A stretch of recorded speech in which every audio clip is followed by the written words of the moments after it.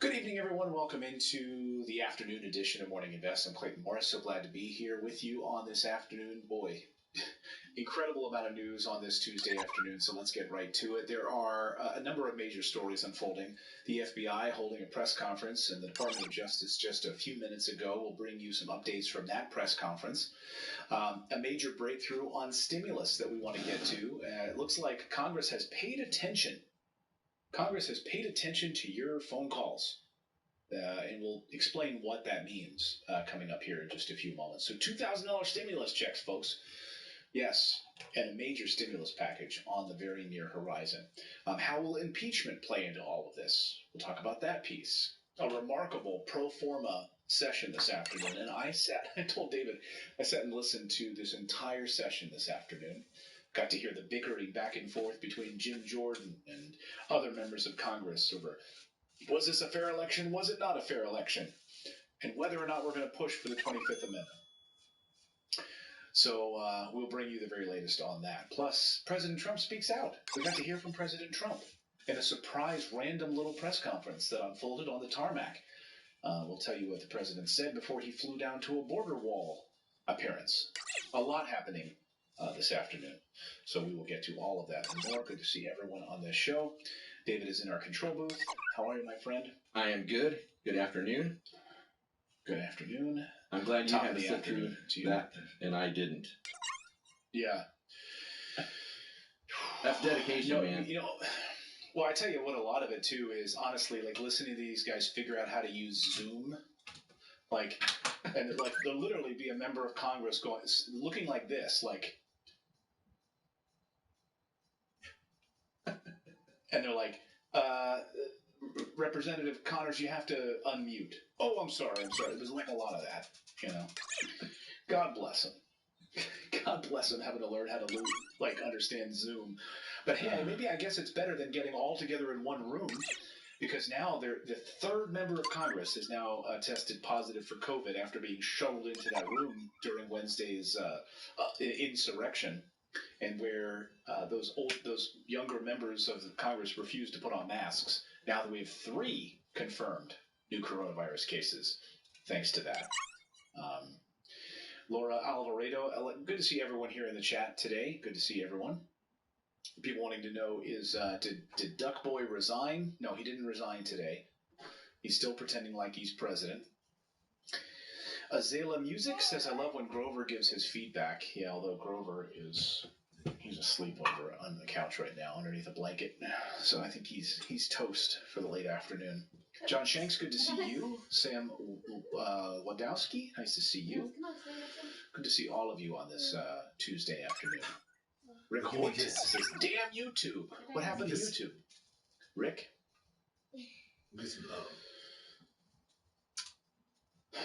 Neff says sound is having problems. Are we having any sound problems today? No, not that I can see. Refresh. I don't see or hear anything. Yeah, just refresh your feed. Just do a little refresh on your feed. Maybe sometimes YouTube has some issues, Hello, Jody Urbas. Nice to see you. Welcome to all of our channel members. Good to see everyone here.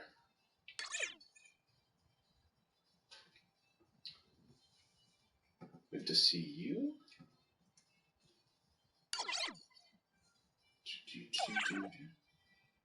But I always have to scramble to Facebook and moderate.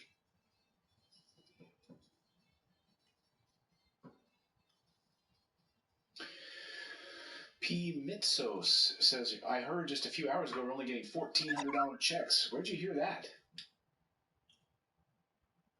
Look, you have to understand about YouTube, my friends. If you're getting random things on YouTube from people who are not members of Congress, then that's not true. So please be careful about that stuff.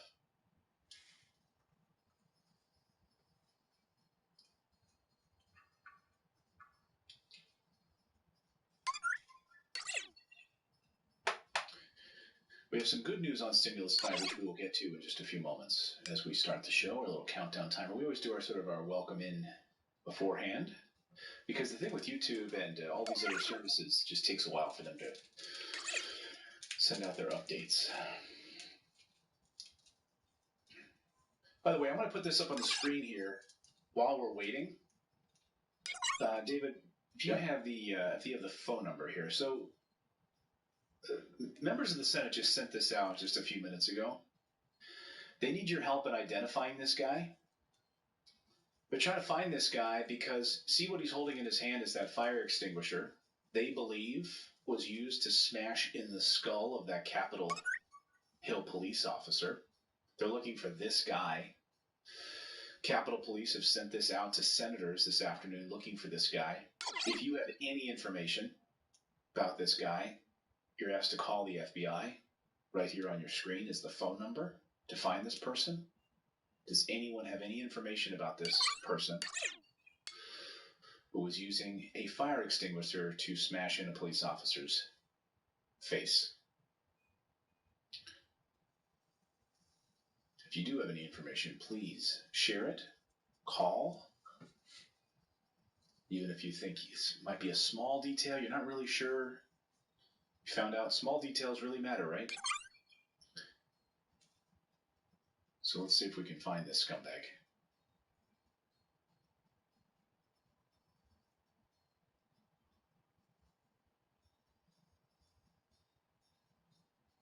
Again, if you're seeing this man the FBI is looking for is a man who's holding that fire extinguisher that was used in the death of the Capitol Hill police officer, smashing in his head.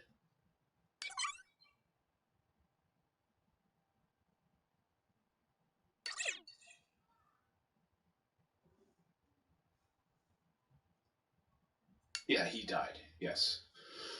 Capitol Hill police officer died.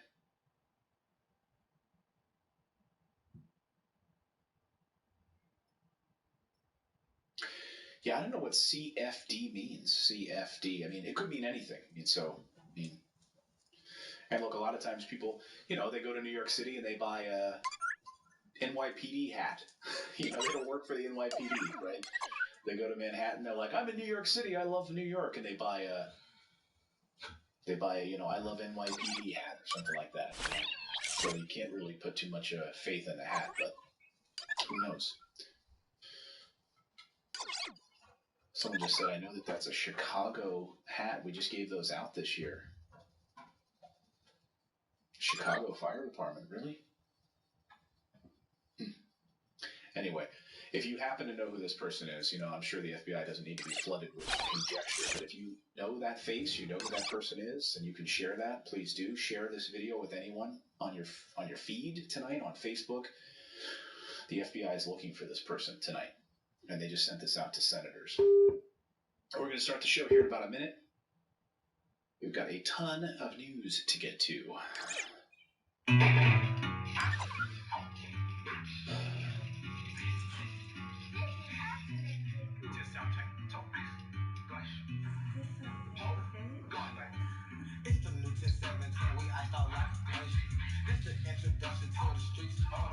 And I'm super glad to say that it sounds like your voices have been heard, folks. I will say that. By the way, I want to tell you about our newsletter. We publish our newsletter first thing every morning. So come on over here. Go to morninginvest.com. We send you an email first thing in the morning with some news that we think is relevant for you. It's totally free. Just go to morninginvest.com to sign up for the free newsletter that we write every morning. Natalie and I write it.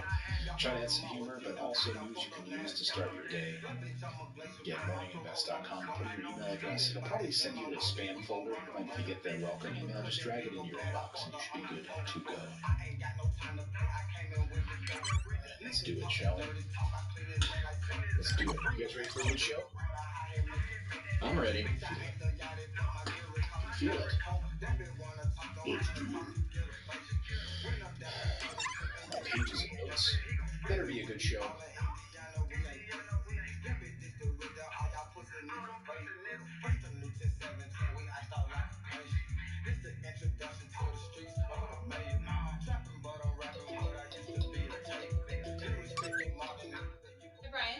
fellas. Happy New Year. You too.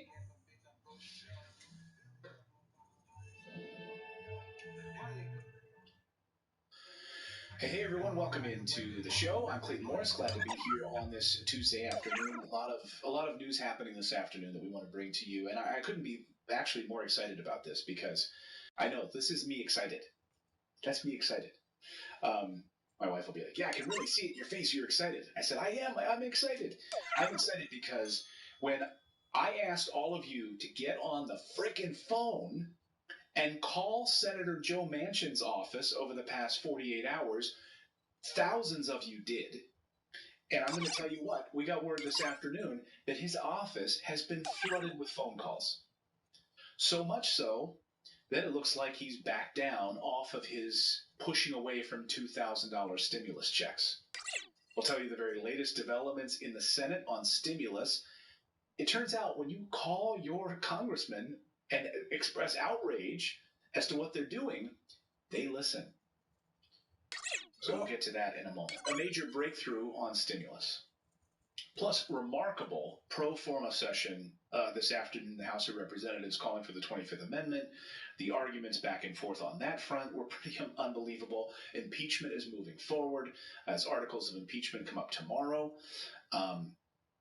Really a remarkable sort of first day of Congress in many ways. First time that they're actually considering any kind of legislation happens to do with the 25th Amendment.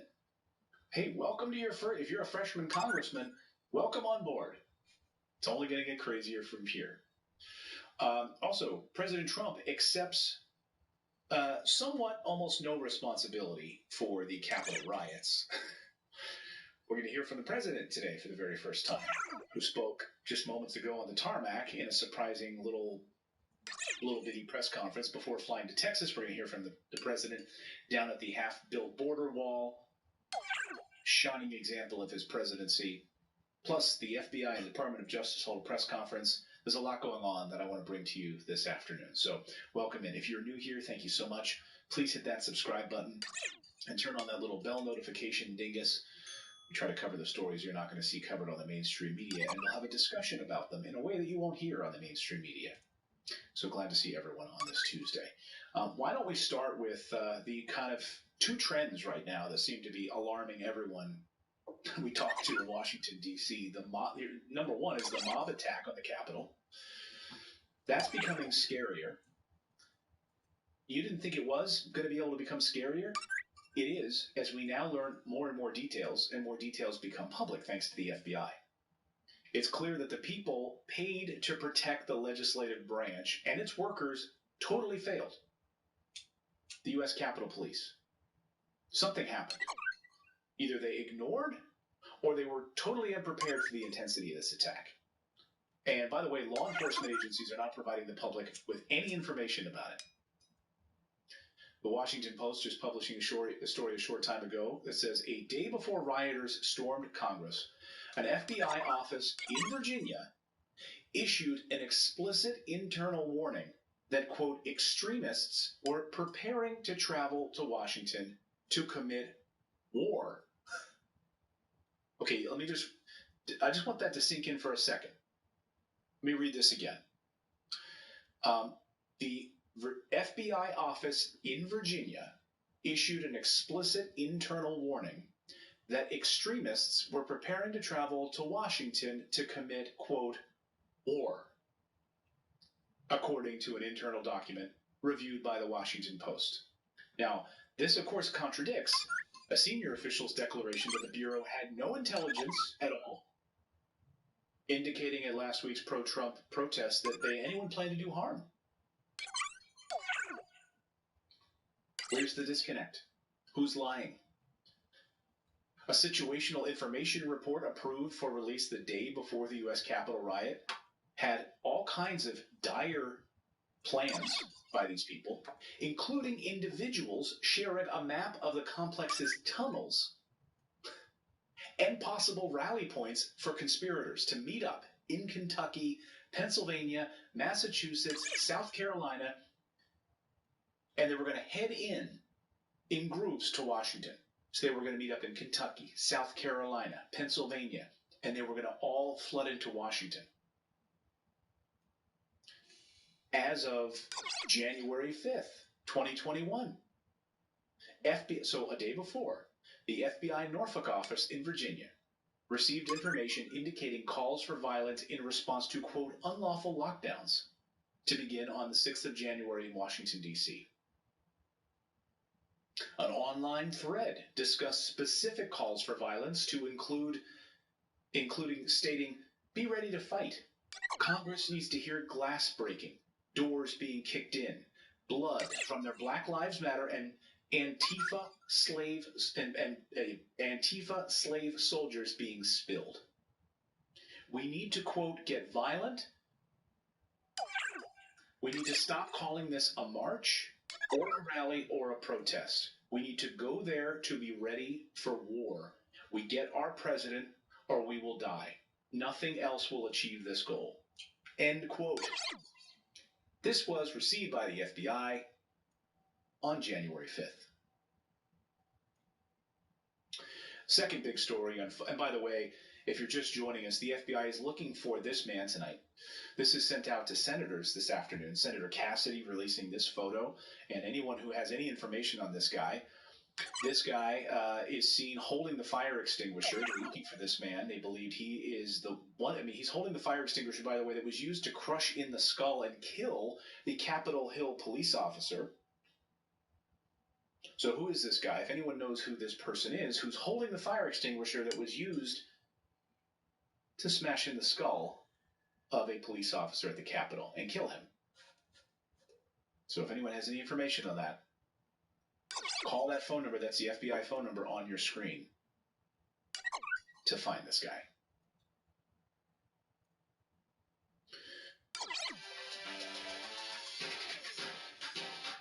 "2020, that's it. Calling anyone with grit. Change this, change that, but don't ever quit. 2020's done. A new era has begun, so keep pushing forward, because this is 2021. The future is still ours to win. Make a different future. Start different at GoDaddy.com. You brothers, you could move mountains without lifting a finger. Minister Malcolm X. Good news, the chariot is coming. Who's the greatest? That's right. Jim Brown takes the ball. Your record is going to stand the test of time. All together, yeah. The entire city of Miami is celebrating. I'm the new heavyweight champion of the world, and I don't even have a scratch on my face. Oh, my goodness. Tess? Am I so pretty? Hey, congratulations, champ. I could get used to that. Made in America, land of the free, home of the brave. This movement that we are in is called a struggle. Because we are fighting for our lives. Welcome to America. This ain't about civil rights. Welcome to America. They ain't giving black people what they really want. What's that? Hey, I was made in America. That's why I'm out here saving America. Power. Black power. I like the sound of that. I wish I lived in America. We have to be there for each other. Hurry, everybody, bitch. All I gotta do is run, jump, kick on in your area. I made it to America. I'm amazed at America. Welcome to America.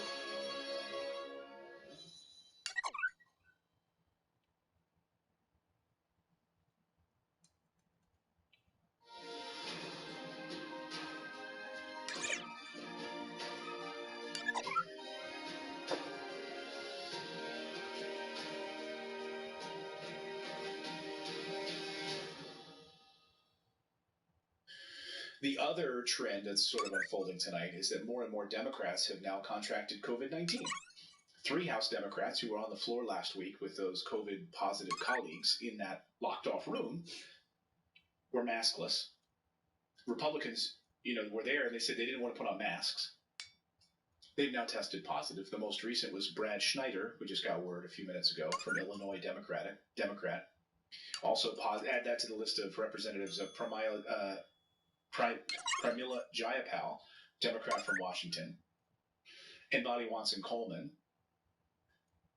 Schneider is 59 years old. He lashed out at his GOP colleagues today on Twitter, saying, "Today I am now in strict isolation worried that I may have risked my wife's health, and angry at the selfishness and arrogance of the anti-maskers who put their own contempt and disregard for decency ahead of the health and the safety of their colleagues and our staff. So on top of the Democrats' anger at what they see as President Trump's role in last Wednesday's deadly attack on the Capitol, this latest whole crazy episode has further supercharged the partisan craziness in Washington.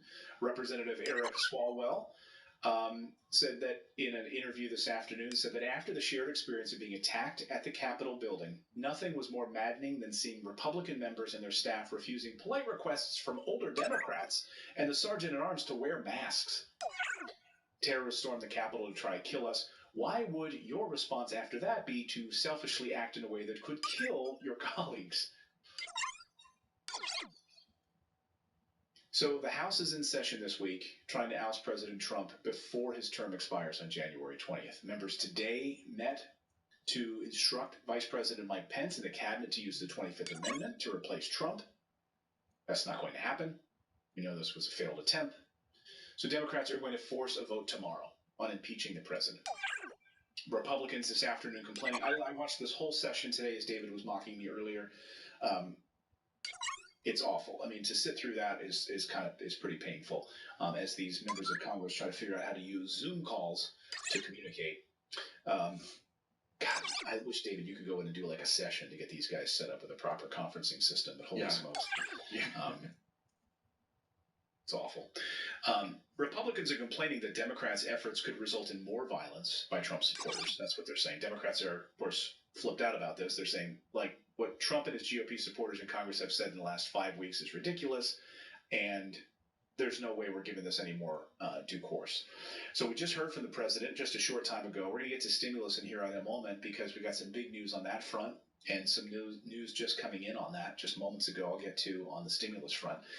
The president, though, was on the tarmac just a few minutes ago and was asked about this. He just gave sort of an impromptu press conference. And this was unfolding while other Senate sessions were happening. And he just kind of stepped up to the microphone to talk about what unfolded on Wednesday out of the blue. These are all, of course, very important. As you can see, everybody on the right-hand side of your screen, President Trump is at Joint Base Andrews in Prince George's County, Maryland, about to head for South Texas. By the way, this is the first time we've seen him since Wednesday. No one's seen him. There on Air Force One. He did speak to reporters while leaving the White House on the South Lawn on Marine One. We do have tape playback queued up, and it looks like he's speaking right here. Let's listen in.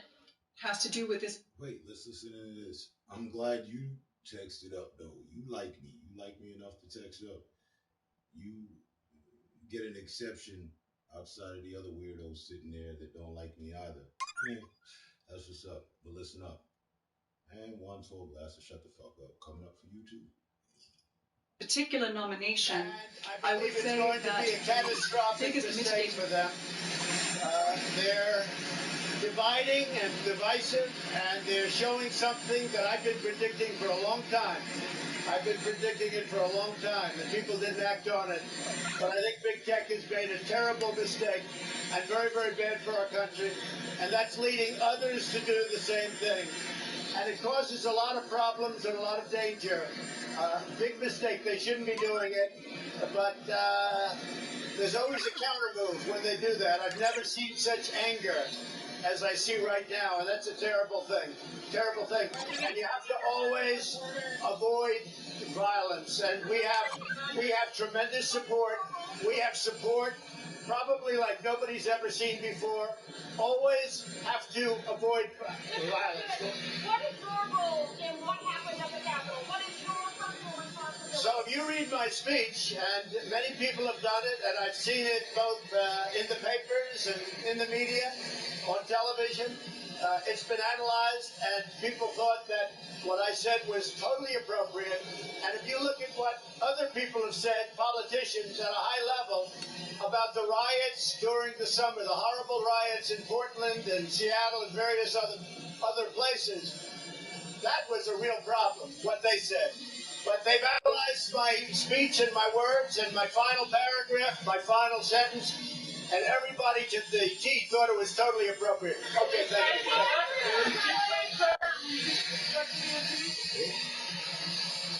That was 100%. Mr. President, so I'm sorry, you just said everyone who's heard your speech thought it was perfect to a T. Thanks, everyone. Okay. Everyone thought it was perfect. Like, what world?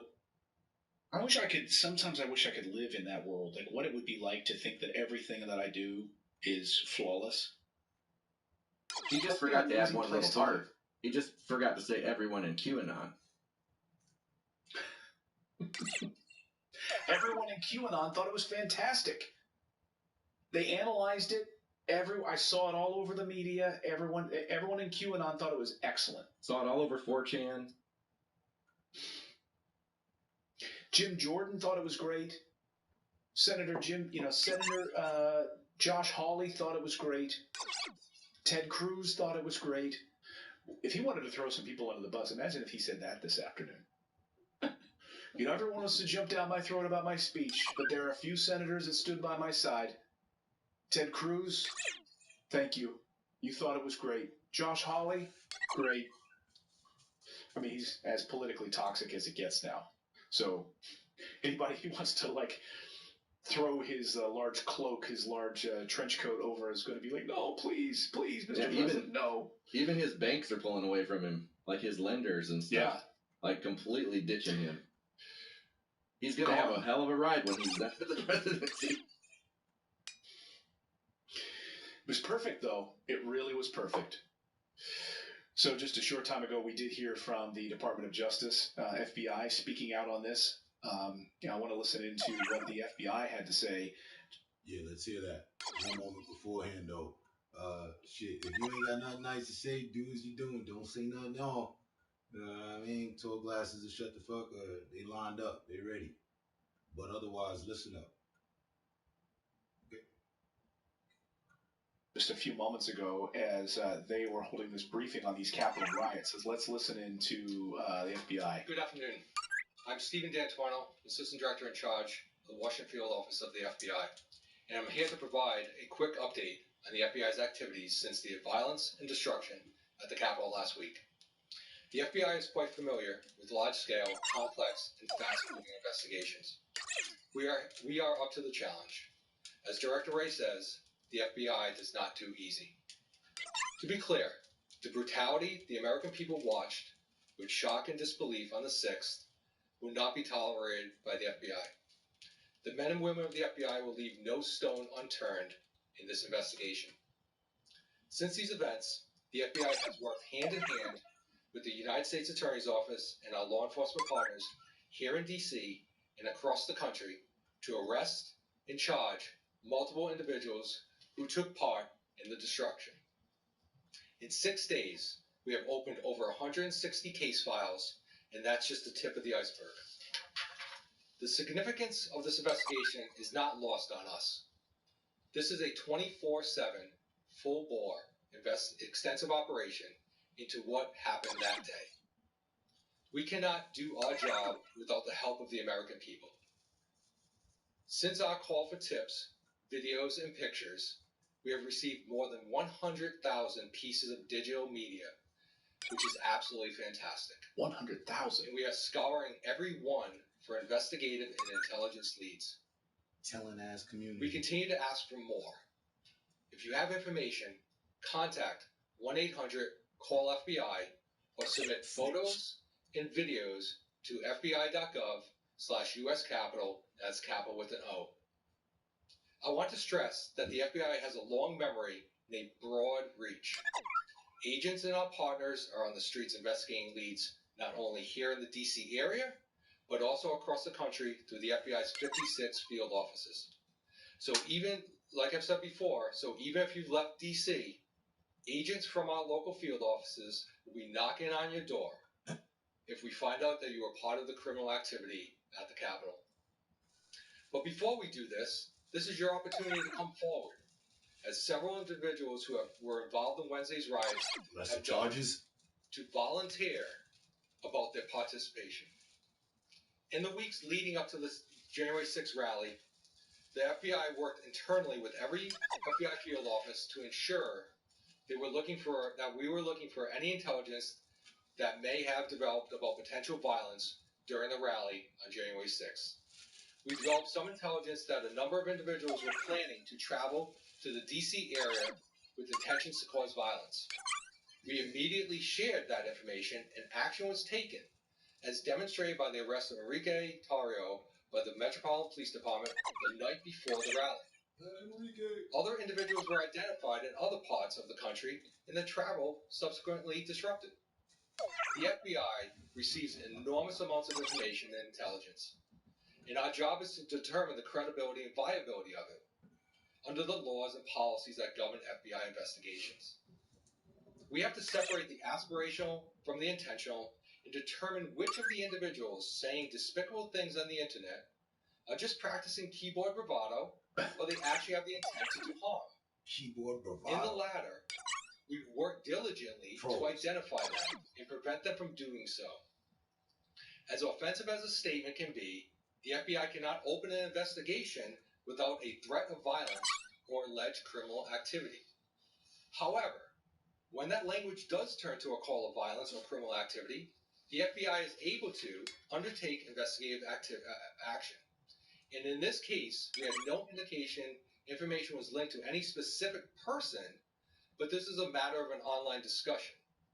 This information was immediately disseminated through a written product and briefed through our command post operations to all levels of law enforcement. Part and parcel of our investigation into violent actors is the fact that we continue to gather intelligence that will aid in our ability to disrupt possible future violent activity. Suffice it to say, we are leveraging our relationships with federal, state, and local law enforcement partners, using our tools at our disposal to find and bring everyone involved in last week's criminal activity to justice. I'm now going to turn it over to Acting U.S. Attorney Michael Sherman. So that was an update just a few moments ago from the FBI. The FBI field offices asking for your help. They've received over 100,000 pieces of digital. Can you imagine? I mean, when I get like a few that come in to me, think about what I get. Like I get, like a few emails, and I'm like, oh my God, I have to go through this inbox. They got 100,000 they have to go through to see if it's legitimate. I do not envy their task right now, these poor guys. But also, if you're just joining us, they did receive information that there was a war to be declared on the 5th of January at the Norfolk office in Virginia. And they received information about multiple individuals that were going to be gathering in Pennsylvania and Kentucky, in South Carolina and Virginia, and marching towards Washington, D.C. in order to carry out what they described as a war. So this contradicts earlier claims that no one knew anything about it. The FBI did. Why wasn't the National Guard there? And why did it take Mike Pence to call the National Guard in when the White House sat on its hands and did nothing? Well, he was running for his life. So the president speaking just a few moments ago, taking no responsibility whatsoever for it. He says, when people analyzed my speech, everyone said it was perfect. It was really perfect. Meanwhile, the FBI is looking for this guy. They need your help. If anyone has any information about this guy, see that guy there on the left, he's holding the fire extinguisher in his hands. And according to reports, that fire extinguisher was used to smash in the face and kill the Capitol Hill police officer. Of course, who died. He was dragged out, then beaten. So FBI is looking for this. This was sent out to senators' offices just a few moments ago, so we wanted to bring it to you here. So if anyone has any information about this guy, recognizes him in any capacity, the FBI wants you to call. And that's the phone number right there on your screen.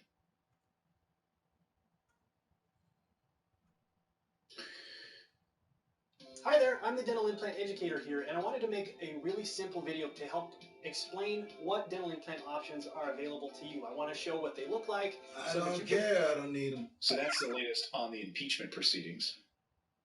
Let's talk now about stimulus. because some big moves this afternoon on stimulus. Now, as you know, over the past 48 hours, I've called upon you to call Joe Manchin's office, Senator Joe Manchin's office. But we learned this afternoon, that his office has been flooded with phone calls. Now, I'm not saying it was our show, but I like to believe that we had some small part in this. Because thousands of you called, and many of you left 4, 5, 6 messages demanding $2,000 stimulus checks. So I'd like to say, can we take some credit for this here? You guys did it. And now, looks like Senator Manchin has backed off this anti-$2,000 claim. And Senator Chuck Schumer stepping forward, bringing everyone in line in the Democratic caucus in line. All 50 senators need to be on board with this. So Senator Schumer, just a short time ago, saying on the $2,000 stimulus checks, we will get that done. In a letter to Democratic Senate colleagues Tuesday, this afternoon, Schumer said Democrats will immediately begin work on these priorities once the Democratic-led Senate is in place and wants to consider COVID-19 emergency relief legislation the very first order of legislative business of his new Senate. Bye-bye, Mitch McConnell. See you, Mitch. Wouldn't want to be ya.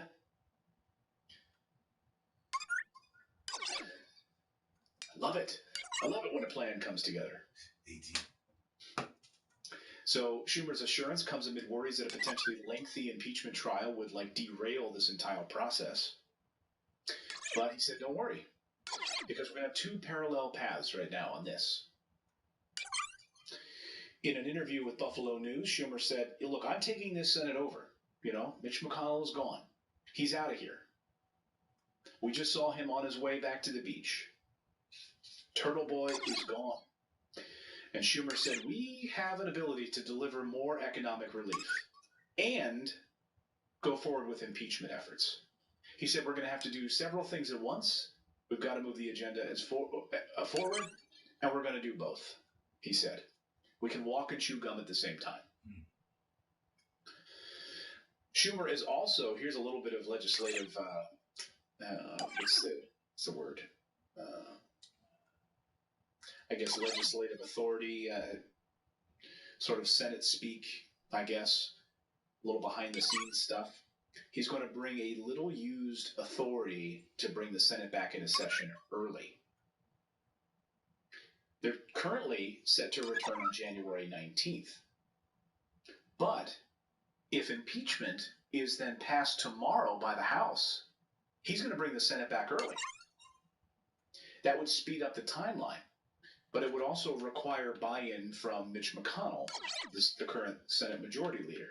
So it's not clear if he'll go along with that. But he's already passed around a memo about President Trump and impeachment. Mitch McConnell has. He might be on the same page on that. Schumer says the job of COVID emergency relief is far from complete.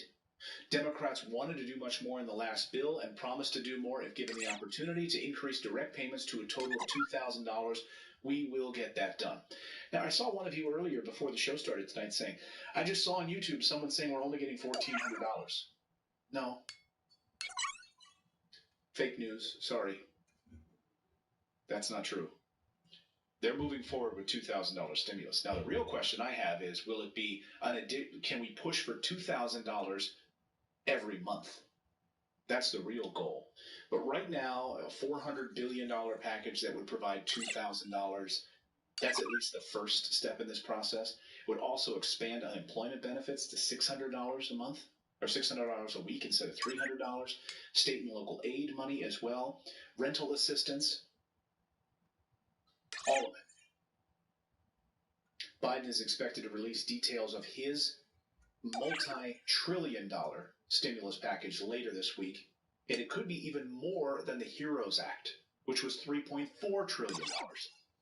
It might even be more than that, according to sources this evening. The plan's price tag is not yet known, but we do know that there will be $600 a week in unemployment and $2,000 checks. Any of that earmarked for big businesses, or is this strictly for people? This is strictly for people.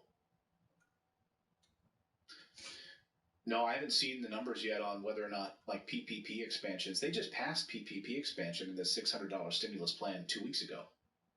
So I think they're done with giving money out to businesses at this point. But they're using the HEROES Act from May as a template. It'll be interesting to see how they conflate some of these numbers, given the fact that they just passed a $900 billion plan, and a lot of it went to big businesses again, or went to businesses in the PPP program. So some of that is probably going to be offset. But it looks like this is going to be a plan largely directed at you. Yeah. And I don't want to like get goosebumps and get all like lovey-dovey right now. I'm not a Democrat. I am not a Republican. I'm an independent. But I have to say, like, if Democrats can pull this off, you in Georgia voted for 2 Democratic senators that gave them the power to be a 50-50 split and gave them the power in the Senate.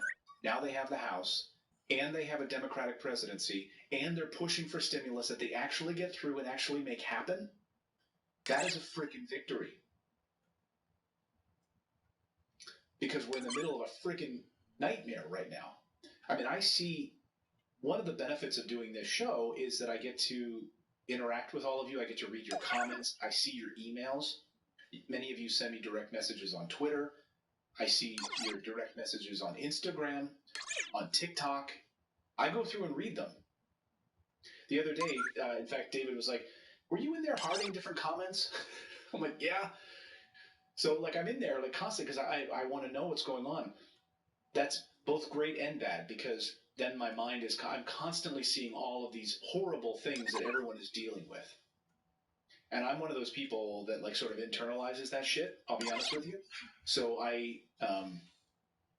like, it's hard for me to, like, read that stuff and then be like, doo-doo-doo. No problem. Like, Man. I see one of you sleeping in your car. Knowledge is power. Empower yourself. One of you, your husband just passed away like 3 weeks ago because of COVID. And you don't know what you're going to do. You're struggling to find out if you're going to have access to his $600 stimulus check.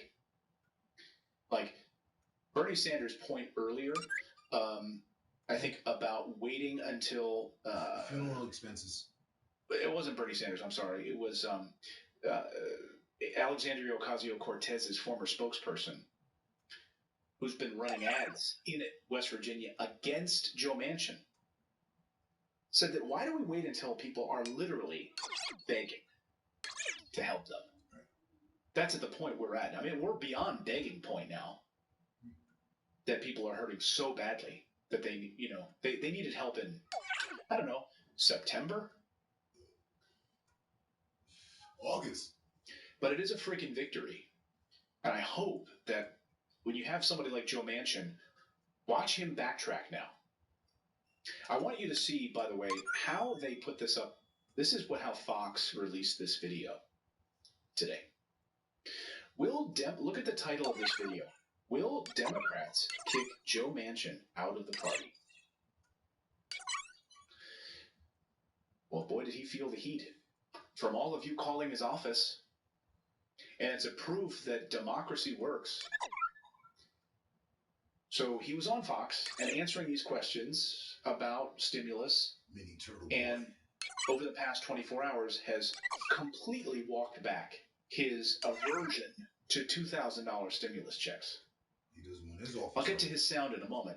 David Sirota, though, makes a great point. He says, as they block $2,000 survival checks, Republican Senators Mitch McConnell and John Cornyn argued that the money would enrich the wealthy. And that assertion has been echoed by Democratic Senator Joe Manchin, who has threatened to hold up the proposal because he says it does not adequately target benefits to those who need it most. We've already helped the wealthy. Targeting the money. Right. Exactly. We're already helping the wealthy. You've already done that, by the way. So now you're flabbergasted by this. Meanwhile, you just voted last week for an $800 billion stimulus package for the wealthy, for big business and defense budget. Now you're worried about this? He said, I'm all for targeting the money. Remember, he told Jake Tapper this weekend, I don't want carte blanche across the board, he said. Sending checks to people that basically already have a check and aren't going to be able to spend that. And then you've heard some liberal pundits come out about that. And some people who own billionaire media outlets, of course, have also said the same thing. We need to be targeted with this. They've, basically pretended that these checks would go to people that don't need it, which is total garbage, as you know. But the new data that David Sirota points out is that the rhetoric is total bullshit, he says. In fact, the survival checks would immediately deliver enormous benefits to the poorest Americans facing eviction, starvation, and bankruptcy. So this new data that came out from the Nonpartisan Institute of Taxation and Economic Policy says that they would see an average income increase of 11% with a $2,000 payment. In the bottom 60% of income earners who made less than $65,000, they would see an 11% increase in their income thanks to this one check. That compares with just a 3% increase with the people that just got the $600 check. Under the Cash Act, this would have been the $2,000. The poorest 20% of Americans who make less than $21,000 would receive the biggest boost of all. $2,000 checks would increase their income by 29%. Mitch McConnell, by the way, this guy. Over there, it's a task manager. It's a project manager. It's Asana, your work manager. Bring together everything your team needs to get work done in one place. Visit Asana.com to try for free. In December, is estimated at worth $34 million. This piece of garbage blocked the Senate even being able to take this up. This guy is worth $34 million. And it would have delivered more than $4 billion to Kentuckians, his home state. It would have boosted income, a 33% boost to the income of people in his home state. He has 9 of the poorest But what did counties he do? in America. So Joe Manchin, thanks to your phone calls, he's on the rope-a-dope, baby. Backed up. And when Bret Baier pushed him on these issues, he caved. And I love the framing of this. I just love how they framed this. Will Democrats kick Joe Manchin out of the party? Let's listen. I want to move on. I talked to you back November, and we were forecasting about these Georgia runoffs. It was an uphill battle for Democrats, they thought, to win both. They did, and now technically have control of the chamber in the new Congress, although it's tenuous. Here's what you told me about the filibuster back then. I will not be the 50th Democrat voting to end that filibuster or to basically stack the court. And then all the other things you're hearing about, Brett, also is defund the police. I don't know if any of the Democrats in the caucus that are for defunding the police. We're not for that whatsoever. And when they talk about basically Medicare for all, we can't even pay for Medicare for some.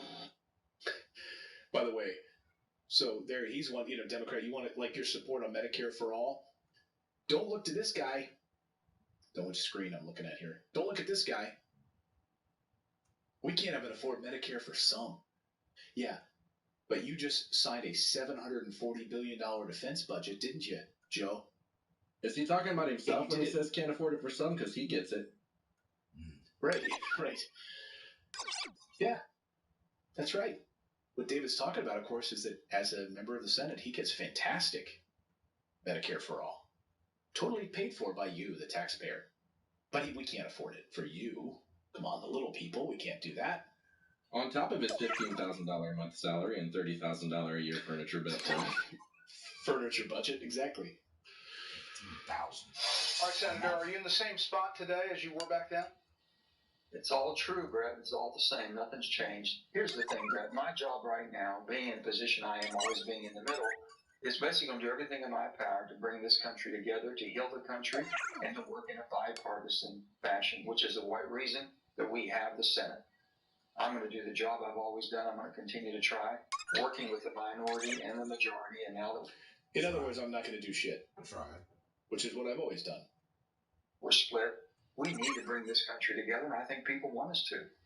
I can't. So if the pressure's on, if the pressure's on from Chuck Schumer to get you to break the filibuster, to change the rules, what are you going to tell him?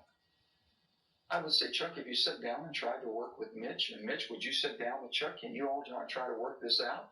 Can we find some compromise to where we can get 60 or 65 of us voting for the same thing? I would like to think we could if it's that important. And sometimes DC statehood, let's take an issue by issue. DC statehood, Puerto Rico statehood. You said you're examining that. In order for that to happen, there would have to be a filibuster, a change in the rules to get to that vote, right? I don't, from the standpoint you're saying there wouldn't be 60 senators to do that, I really don't know. I haven't really researched that. You brought up to me the first time there's been so much going on. I'm happy to look at all of these issues. But I've said what I've said on the others. I want the Senate to work. The Senate was intended to work. The founding fathers, Washington, Madison, Jefferson, this was the intent of the Senate. Work where the minority has input. I've been in the minority and we've had very little input, and I intend to work with my minority partners to have input, for them to have input. If the pressure, Senator, was too great from Democrats on that front, would you become an independent? You mean that I don't think the Democrats will throw me out. Do you think? I'm not sure. I mean, where are they going to throw? It's possible, Joe. Where are they going to throw you, man? Throw you under the bus. You got a chance here. What are you going to do, man? You've been in the middle of the road. You've screwed over. You've stood more with Republicans on a lot of major issues than you have Democrats. And by the way, West Virginians, I don't know how you keep getting elected, where you have some of the poorest counties in the country. What have you done to help those people? Good old West Virginia conservative Dem. There's not a whole. I understand that, Brad, but I'm still proud. Even his dog is barking at his bullshit, by the way.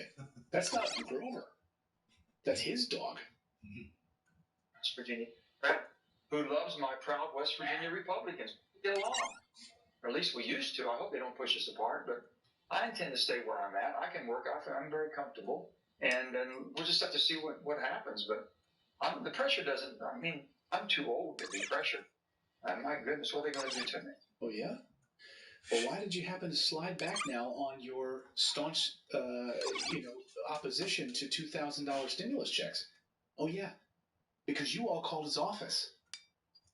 A whole bunch of old people just got now pressured. Now it's on a little bit of a PR campaign. What's he talking about? Popping up on major news networks. Yeah, when the head of your party right now is calling for $2,000 stimulus checks, and the president of your party is calling for $2,000 stimulus checks, and we all better be on the same page, and all of you called his office, it's amazing how things shifted a little bit over the past 48 hours. I want a place to go. I love our country. I love the process we have. Yeah. I want the democracy to work. I respect my Republican, my friends. And I've really worked I tried like the Dickens to work with the president for 3 years. I always want my president to succeed. And I want Joe Biden to succeed. I'm going to do everything I can. And I would like to think my Republican colleagues feel the same. I think the dog agrees with you. If you would, for a couple more questions, I have a couple more after the break, if you wouldn't mind sticking around. So, Joe Manchin, in multiple kind of PR moves this afternoon, walking back his position on these $2,000 stimulus checks. So congratulations to all of you. Let's hope that he actually sticks to his guns here and actually does what he says he's going to do now, which is, going to see what the party puts forward, what the bill looks like, and hopefully stand strong and pass $2,000 stimulus bill. So this is the first order of business. If you've been joining us late, Senator Chuck Schumer says he will bring this as the first order of business. $2,000 stimulus checks, $600 unemployment benefits. This could be more, and this would be Biden's new multi-trillion-dollar stimulus plan. Could be unveiled as early as Thursday of this week. Probably not going to happen tomorrow with impeachment happening, but early as Thursday. And it could exceed the amount that was put forth in the stimulus, the HEROES Act, which is $3.4 trillion. So if you were hoping for some good news tonight, I finally am able to report some good news on the stimulus front. That yes, in fact, there is movement on this. And of course, Bernie Sanders speaking out a little bit earlier on this whole issue and said, now is not a time for austerity. And he gets it right. If you missed this sound from Bernie Sanders, it's worth playing again. Listen to Bernie Sanders talking about how Republicans love to play this austerity card when it comes to helping poor people in the country, but not helping rich people in this country. One of the things that Joe Biden has talked about is not getting too crazy about the deficit. Republicans always have this issue with we can't spend when it's on the backs of regular people getting money, but zero issue when it comes to tax cuts. Joe Biden seems to share a little more of your view on the idea that maybe we shouldn't be as sort of perversely obsessed with deficit increases as Republicans are. Al, you don't know how much this Republican rhetoric drives me crazy. When it comes to tax breaks for billionaires, hey, no deficit problem. Spending $740 billion on the military, not a problem. Massive amounts of corporate welfare, that's fine. But when it comes to helping people who are struggling to feed their families or to prevent being evicted from their homes, oh my God, we have this terrible deficit. Bottom line is Joe Biden is exactly right. Interest rates are now low. We've got to invest in the American people. We got to deal with the pandemic, make sure these vaccines getting out in the timeline that they should much faster than is currently the case. And we have to create millions of jobs as we rebuild the economy. So there you go. That is Bernie Sanders on that stimulus front and getting our money into the hands of the American people. If you're new here, hey, we do our show live every day at 4 p.m. Eastern Time and 9 a.m. Eastern. So our normal show, we've been trying out our new 4 p.m. live show. So if I brought you any value at all today, please smash that like button. If David in the control booth as our producer extraordinaire has brought you any value at all, please smash that like button and subscribe to our channel here and follow us here on Twitch and Facebook, etc., where we bring you the updates that you're not going to see on the mainstream media. I try to bring all the value. You do. We got some good questions here. We got a bunch of super chats. Let me get to a couple of super chat questions here. Oh, by the way, yeah, here's another piece of that. Let me just, I meant to play the rest of this, but if you want to hear the rest of this mansion thing, let me see if I can do that. I said, we're all a product of our environment. You are who you are, by how you was raised, where you were raised, and who raised you. And I was very fortunate to have wonderful people. But I think, we talked about our upbringing. You come from Scranton. I come from little Farmington, West Virginia, most beautiful little town, but a little coal mining town, little hardworking people. But so he's talking about President Biden talking to him, giving him a phone call on stimulus, and just to shoot the shit, right? Let's have a little conversation, a little convo. Hey, Joe, I understand you've been expressing some doubts about this $2,000 stimulus thing. Yeah, I've heard from a lot of people who have been calling my office. Okay, where are you at on that? You've seen The Godfather, right? Because we just went and bought a horse. So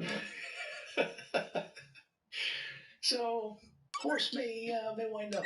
I'm not saying anything, but it might wind up in your bed tonight. Yeah. Don't double cross me, okay? That's all I'm gonna say. Don't double cross me, okay? Don't go against the family, Joe. Don't go against the family. Let's see what we got here in our super chats here. Anybody?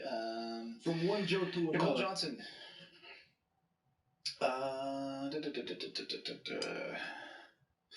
Fallen Digso says, can't wait for Clayton to be the next one censored. Well, thanks, man. I appreciate you. Fallen Digso. Oh, yeah. Fallen Digso, I have this to say to you.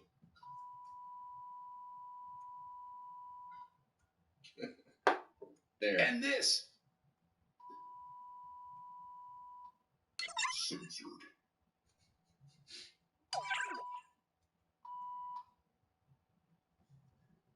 Don't ever bring that up. Thank you.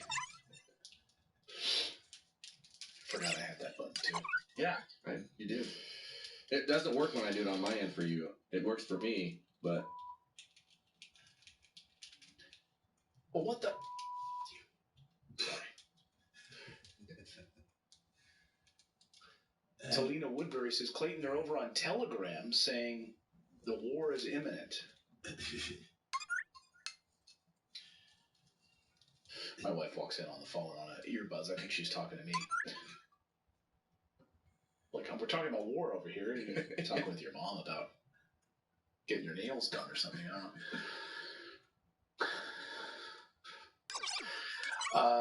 Let's see. Yo Soy Voltron, Clayton, good evening. Any word on rental assistance? My tenant is now 6 months behind. Thank you for what you do. Cheers, David.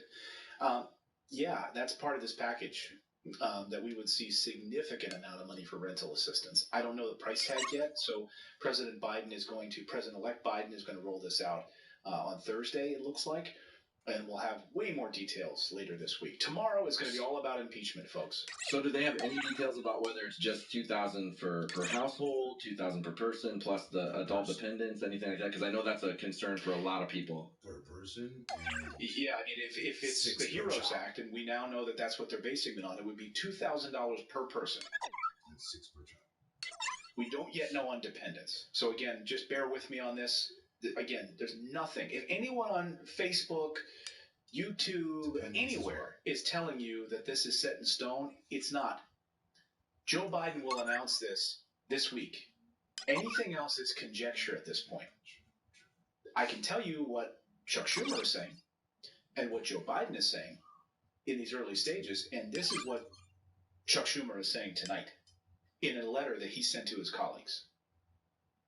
That they will get $2,000 stimulus checks done and up to $600 in unemployment benefits for the American people. So if we go by and they said that they're using the HEROES Act as a framework, that means up to $2,000 per family member. And adult dependents would be involved in this. I don't know about that. That'd be cool. And I think under the HEROES Act, it was up to a family of 4. If I'm not mistaken, it might be family of 5. 54. So it is possible that you could have $10,000 per family with 3 dependents in the house. And this would include adult dependents. And I think that why this is so important, folks, the adult dependence piece, which Republicans threw out of this last package, these, heartless bastards that they are. And I don't know how many Democrats voted against it. I have no idea on that piece of it.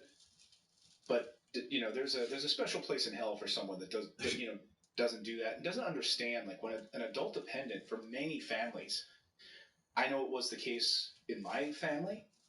My uncle, who had schizophrenia, went off to college. He was a brilliant guy, ended up getting it was triggered when he was in college, and then came home to live with my grandmother for the rest of his life. And he would hear voices. He really had trouble leaving, like, the bedroom. He'd hear voices. He'd go to his bedroom and listen to records. He was a dependent. He was an adult dependent. And I heard from so many of you that wrote to me and said, Clayton, my son lives with me. He's in his 30s. He has this disorder. He has schizophrenia. I understand. Why shouldn't he have access to stimulus? Why is it a young dependent? And so under the HEROES Act, what the Democrats floated was that adult dependents would be included in this. So I'm hoping on Thursday we have more understanding of what this looks like, that would be a part of this package. I'm sure it will be. I can't imagine it won't be. Democrats were pushing for it a few weeks ago. Republicans pulled it out. So, again, now that Democrats run the show, I don't see why it wouldn't be in there. Nothing is final, though. So please, if you're watching other YouTube channels, etc., by 20-year-olds, make sure you understand that none of this is set in stone yet. And we will not know this package until Thursday, or maybe even late Wednesday night. We'll start to get a first look at it. And I'll bring it to you, trust me. Don't worry, I'll bring it to you here. We'll go through it line by line, so you'll have every detail you need, okay? Will not make that mistake. What will Bernie's role be as chairman of the Senate Budget Committee? That is a great question, Katie Bedrowski. Well, the Senate Budget Committee is very powerful. And right now, of course, you have Mike Enzi, who's heading it up. You have Chuck Grassley. They set the Congressional Budget Office, Budget Outlook. They, let me think. They do federal housing program assistance programs. They select people for the Director of Office of Management and Budget. They work directly with the White House Budget Office on setting the budget for the year. and how the government is going to basically spend money. So if we want to have meaningful programs in the United States that actually can help the American people, to have Bernie Sanders sitting as the chairman of that budget committee is a good thing. It's a very good thing. I mean, the list goes on and on and on and on what these guys do. They do look at budget process reformation, to like make the budget process easier. They look at the nation's fiscal health overall. Like, are we doing well as a nation? They look at how much we're going to like send in relationships to Mexico and Canada. I mean, there's all of these things that they do. I don't even have time to go through everything that they do. And I'm probably missing millions of things that they do. But it's a very, very important office to set the budget of the fiscal year for the Department of Defense. I mean, if you want to like reduce foreign wars, here's an opportunity for us in the budget office to actually reduce the amount of money we're sending to the Department of Defense. All of that is in there. Let's see what else questions we have. Just the Human just got here, so I think we can restart the show for Just the Human. Just start from the very beginning because they finally got here. Okay, you ready? Yeah. All right, just the Human, ready? We're going to start the show over. Ready?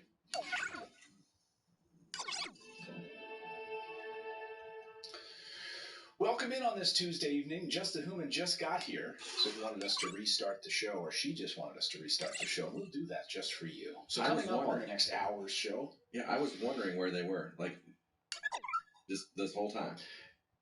So, sorry, we're not going to restart the show. But it's very easy for you to go back and rewatch the show from the beginning. I'm running out. My voice is literally running out right now, so I apologize. Arlene Tucker says, been here from the start. Clayton, thank you for all you guys do and speaking the truth. You help me get through the day a little bit easier. We love you. Thank you so much, Arlene. I appreciate it. I love that name, Arlene. I've never heard that name before. Arlene Mandrell? You don't remember the Mandrell sisters? Arlene Mandrell? Yeah, the drummer. Oh, I didn't know her. I knew Barbara Mandrell. I didn't know Louise, Arlene Arlene. Mandrell. Yeah.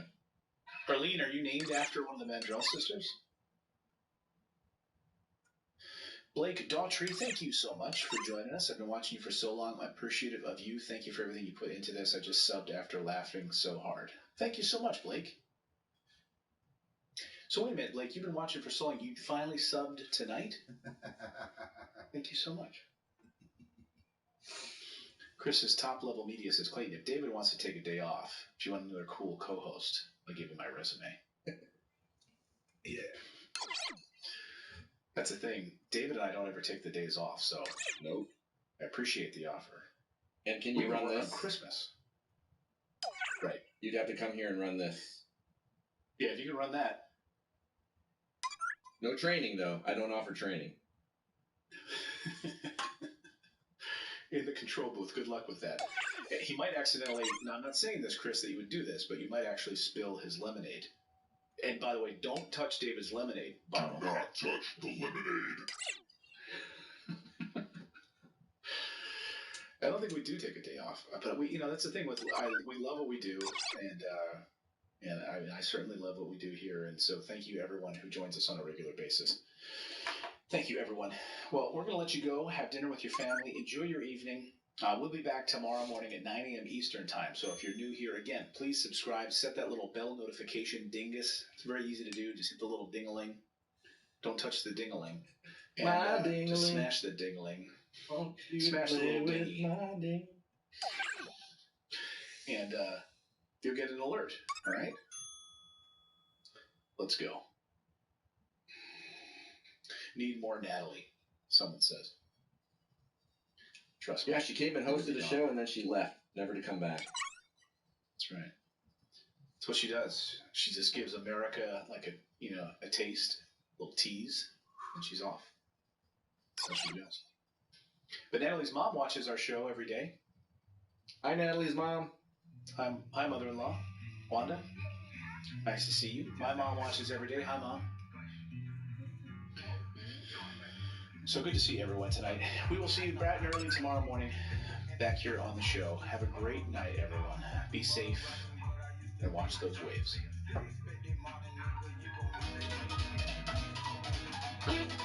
To reach the water.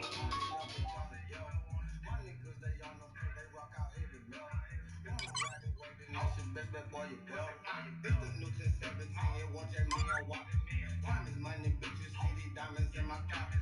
And I will never flop. Told y'all nigga I will come in, yeah, I had to drop. Y'all beat them up with TCLT, y'all fucked up nasty. That bitch, I'm a glacier, but my flow cold no scope. Anybody in my way, bitch, we gon' run them over. Just because that bitch was bad, I fucked her on the sofa. I ain't got no time to play, I came in with the dope. Nigga talk that dirty talk, I clean his ass like soap. Bring your ass out in the water, how he make it float. Bitch, I ain't lil' yachty, but my jewelry cost a boat. That bitch wanna talk, don't wanna talk, you get a face. When I'm down past all the jiggin', that bitch he gon' face. That bitch we be ballin' Indiana, we ain't that bitch this the real deal, all y'all pussy niggas fake. It's the new 1017, we iced out like a glacier. This the introduction to the streets of the mayor. Trappin' but I'm rapping, but I used to be a tape. Disrespect that modern nigga, you gon' meet your mate. Gucci told me hit the gas, so bitch I broke the pedal. Yeah, bitch I'm on fire, how the hell bitch on the belt. My niggas they on them perk, they rock out heavy metal. Wanna ride the way the nation, best bet boy you better. $100,000 in my mouth, I need to stop. It's another 50 if you wanna add my watch. On my fist another Tony, you can try to plot. I'ma hear you coming out the thing in my rock. Yeah, he talk that gangsta talk, but talk on he gon' choke. Hit the gate down in the hear me screaming through my neck. It's the mayor nigga, but I got your bitch. Ain't no real listen, I know hip hop mayor. This is not the frame, I ain't a gang, we ain't the same. All y'all patchy rappers keep it distant. Thank you very much, Mr. Speaker. I rise. I don't do explaining. In recent days, it has become indisputable that this president is unable to uphold his oath to preserve, protect, and defend the Constitution. On the contrary, he seems only capable of attacking the Constitution. Never before has the president sought to overturn a fair and secure election, threatening state officials to manufacture fraudulent votes. Never before has the president incited mob violence to block certification of his opponent's victory. Never before has the president refused to condemn and demand the cessation of an attack on our country. The devastating bruises on our nation's soul can only begin to heal by removing the weapon used to bludgeon us. The Vice President must invoke the 25th Amendment to immediately remove power from this dangerous president. And if he doesn't, we must vote to impeach. Are you back? Gentleman yields back. The gentleman reserves. The gentleman from Ohio. Gentleman reserves. Mr. Askin, you may proceed. I yield 1 minute to Mr. Krishnamurthy from Illinois. Gentleman from Illinois is recognized for 1 minute. Mr. Speaker, I'm so glad our friends have changed their mantra from stop the steal to start to heal. But in order to heal, you have to take strong medicine. And that medicine happens to be the truth. My friends, the truth is, unfortunately, this president is no longer fit to serve. We cannot trust this president to protect American democracy after he encouraged his supporters to quote-unquote fight like hell in storming the Capitol. To protect American safety after he told these violent seditionists that, quote, we love you. You're very special, close quote. We cannot trust this president to tell right from wrong, even today, when he said that his remarks on January 6th were, quote unquote, totally appropriate. Mr. Speaker, we cannot trust this president to protect us when he instigated a mob that tried to kill us. I yield back. Yields back. The gentleman reserves. Mr. Jordan, you're recognized. We reserve. Gentleman reserves. The gentleman from Maryland. I yield 45 seconds to Mr. Soto from Florida. Gentleman is recognized for 45 seconds. 45 seconds. Gentleman is recognized. Mr. Speaker, I was in the gallery right behind us when the Capitol was breached. Then domestic terrorists breached the rotunda. I heard the loud sounds of gunshots through this sacred chamber. And my last images were brave Capitol Police, guns drawn to protect us. This was the first armed insurrection in over 200 years. And who incited this violent insurrection? Donald J. Trump. Our resolution states these protests were encouraged by him. He urged millions of his followers to come and stop the steal, which is a lie. And let's say this now for the record and for the ages. Joe Biden won. And for this high crime nearly ripping our country back, we should be removing him by the 25th Amendment, or he should be impeached. Back from Maryland reserves. The gentleman from Ohio. I think we'll reserve one. Gentleman reserves. The gentleman from Maryland. I yield to the distinguished Congress lady from California, Ms. Waters. Gentleman from California, Ms. Waters, the chair of the Committee on Financial Services.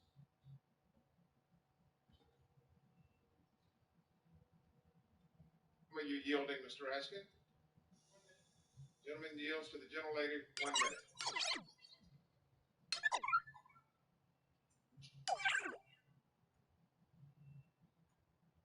Gentlelady is now recognized for 1 minute. Mr. Speaker, on January 6, 2021, domestic terrorists the president has empowered for years stormed the Capitol, desecrated the People's House, and threatened the lives of the Speaker, Vice President, and countless other members and staff. None of us will ever forget that day.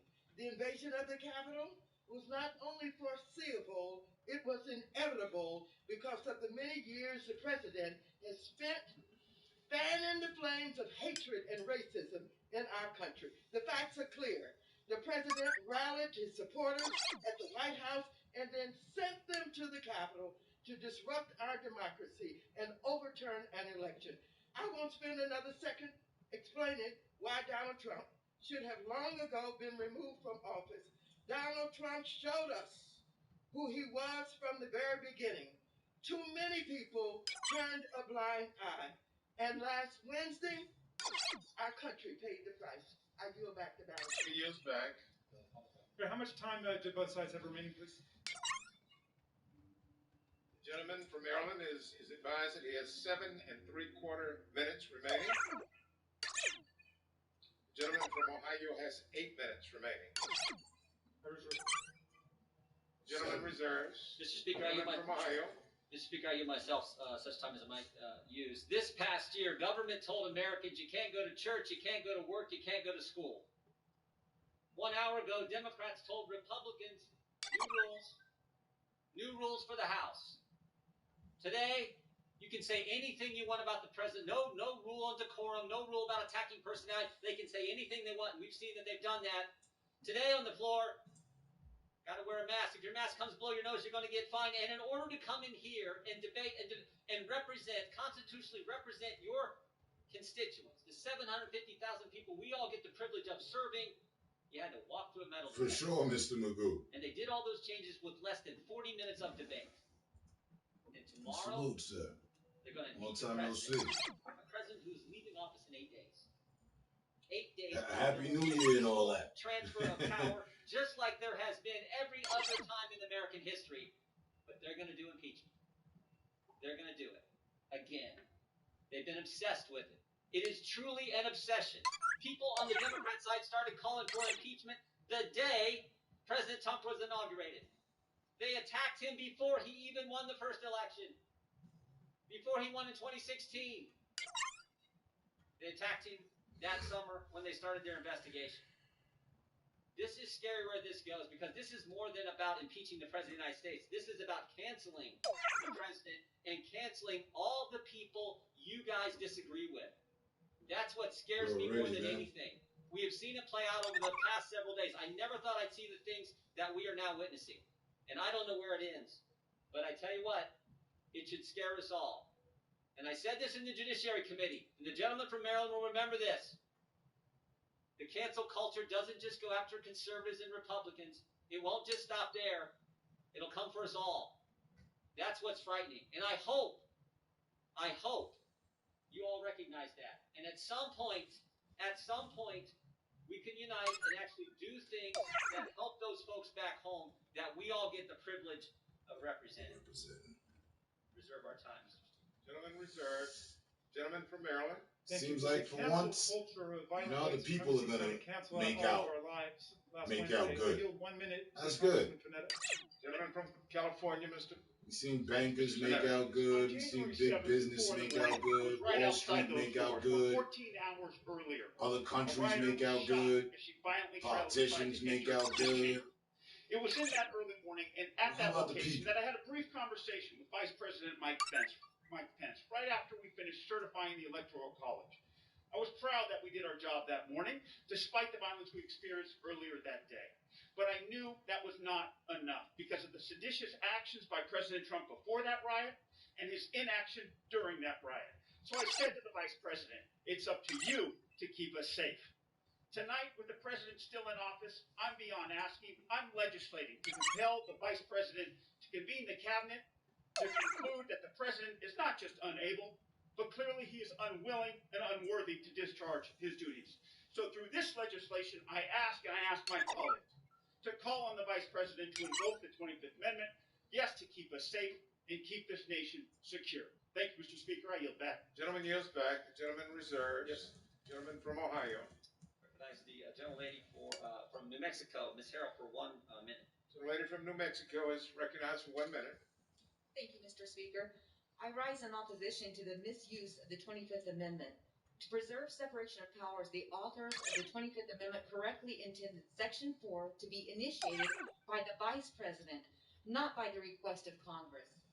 Process concerns aside, the fact is removing the President from office will not heal our nation. It will not bridge our partisan divides, give Americans hope, or bring us together. It will only make things worse. With just days away until President Trump leaves the White House and just days into our new Congress, we have more important things to do. We should be working to hold big tech accountable. We should be working to help families and small businesses get through the pandemic. We should be working on jobs, on infrastructure, on energy, and all the other issues our constituents sent us here to address. I am appalled by the violence that took place here last week. Those who assaulted police officers and forced their way into these hallowed halls are responsible for their criminal acts and must be brought to justice. I cannot support the the 25th Amendment. But I'm also tired of the double standard, the double talk, and the double trouble that we've brought upon the American people, and we have got to stand for our Constitution. This is our Nehemiah moment, and we better take it for granted. Thank you. I yield back. Gentlelady yields back. Gentleman reserves. Gentleman from Ohio. What she said. Zero. Gentleman reserves. Mr. Raskin? I yield to Dr. Bureau, 45 seconds. Gentleman is recognized for 45 seconds. Mr. Speaker, just over a week ago, we all took the oath of office. All of us, Democrats and Republicans. And part of that oath was to support and defend the Constitution against all enemies, both foreign and domestic. It's quite clear what happened last Wednesday. A domestic attack on our government, a domestic attack on this body. Republicans have already acknowledged who instigated that attack. The lead instigator was the President of the United States. Now, it is our solemn duty to uphold that oath, to defend our Constitution against all enemies, foreign and domestic. There is nothing more solemn than what we have to do. If my colleagues don't want to instigate the 25th Amendment, that's one mechanism. We'll give you an opportunity tomorrow to impeach the President. That's our duty. That's what we have to do. Let's uphold our oath. And I yield back. Gentleman yields back. Gentleman from Maryland reserves. Gentleman from Ohio. We reserve, Mr. Gentleman Speaker. reserves. Gentleman from Maryland. I yield 45 seconds to Mr. Gomez. 45 seconds is yielded to Mr. Gomez.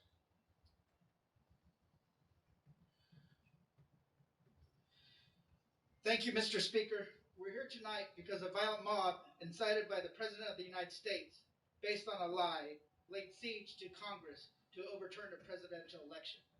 But we have to ask ourselves, what would have happened if that mob succeeded? Why stop at one election?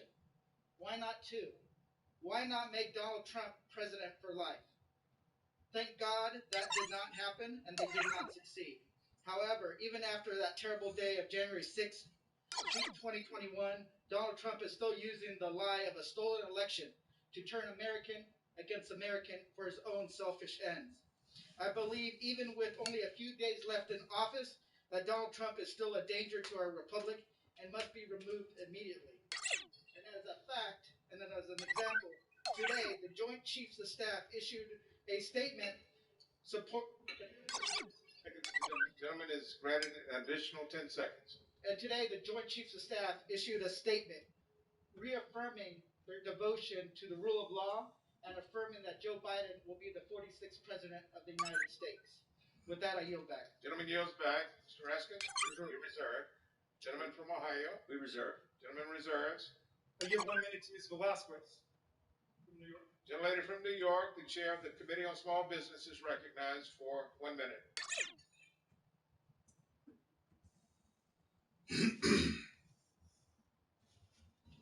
Mr. Speaker, I rise in strong support of this resolution. Impressionable children are watching all of this, and they are learning from us. I believe we each have a moral obligation to exercise good judgment and model the behavior we hope they will emulate. That was Betsy DeVos. As I am sure is the case with many of you, it has deeply troubled me in a way that I simply cannot set aside. That was Elaine Chao. Mr. Speaker, these were members of the President's own cabinet who bore the sacred responsibility of taking action when the President is clearly unfit for office. But their words are all talk, and if they will not act, then Congress will. So today, we are giving the Vice President 24 hours to do right by the American people. Remove this President from office, and if you do not, the House will impeach. I yield back. He yields back. The gentleman reserves. The gentleman from Ohio. Reserve. Gentleman reserves. Back to you, Mr. Raskin. I yield 1 minute to the distinguished gentleman from California, Mr. Schiff. The gentleman from California, Mr. Schiff, is recognized 1 minute. 6 days ago, I was standing right here, fulfilling my constitutional duties to certify the election. And 6 days ago, Donald Trump was on the mall, whipping a mob into a frenzy with false claims of stolen elections and unconstitutional schemes. It was a big lie, the same big lie he had been telling for weeks. He told the mob, we are going to the Capitol and to fight like hell, and they did. 5 died. Many more were hurt, and we were seconds away from something much worse. My colleagues, upholding our oath, the Constitution, and our democracy means recognizing that every second that Donald Trump is president, the nation is at risk. We have the power to do something about it.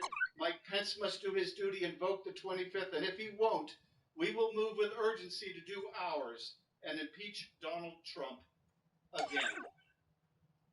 I yield back. Gentleman yields back. Serves. This is from Maryland. The gentleman from Maryland is advised that he has 2 3/4 minutes remaining.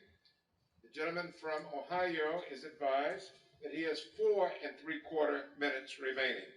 The gentleman from Ohio. Yield 3 minutes to the gentleman from Ohio, Mr. Davidson. Gentleman from Ohio is recognized. 3 minutes. I thank the gentleman. Mr. Speaker, I can't say it better than the Vice President said it himself.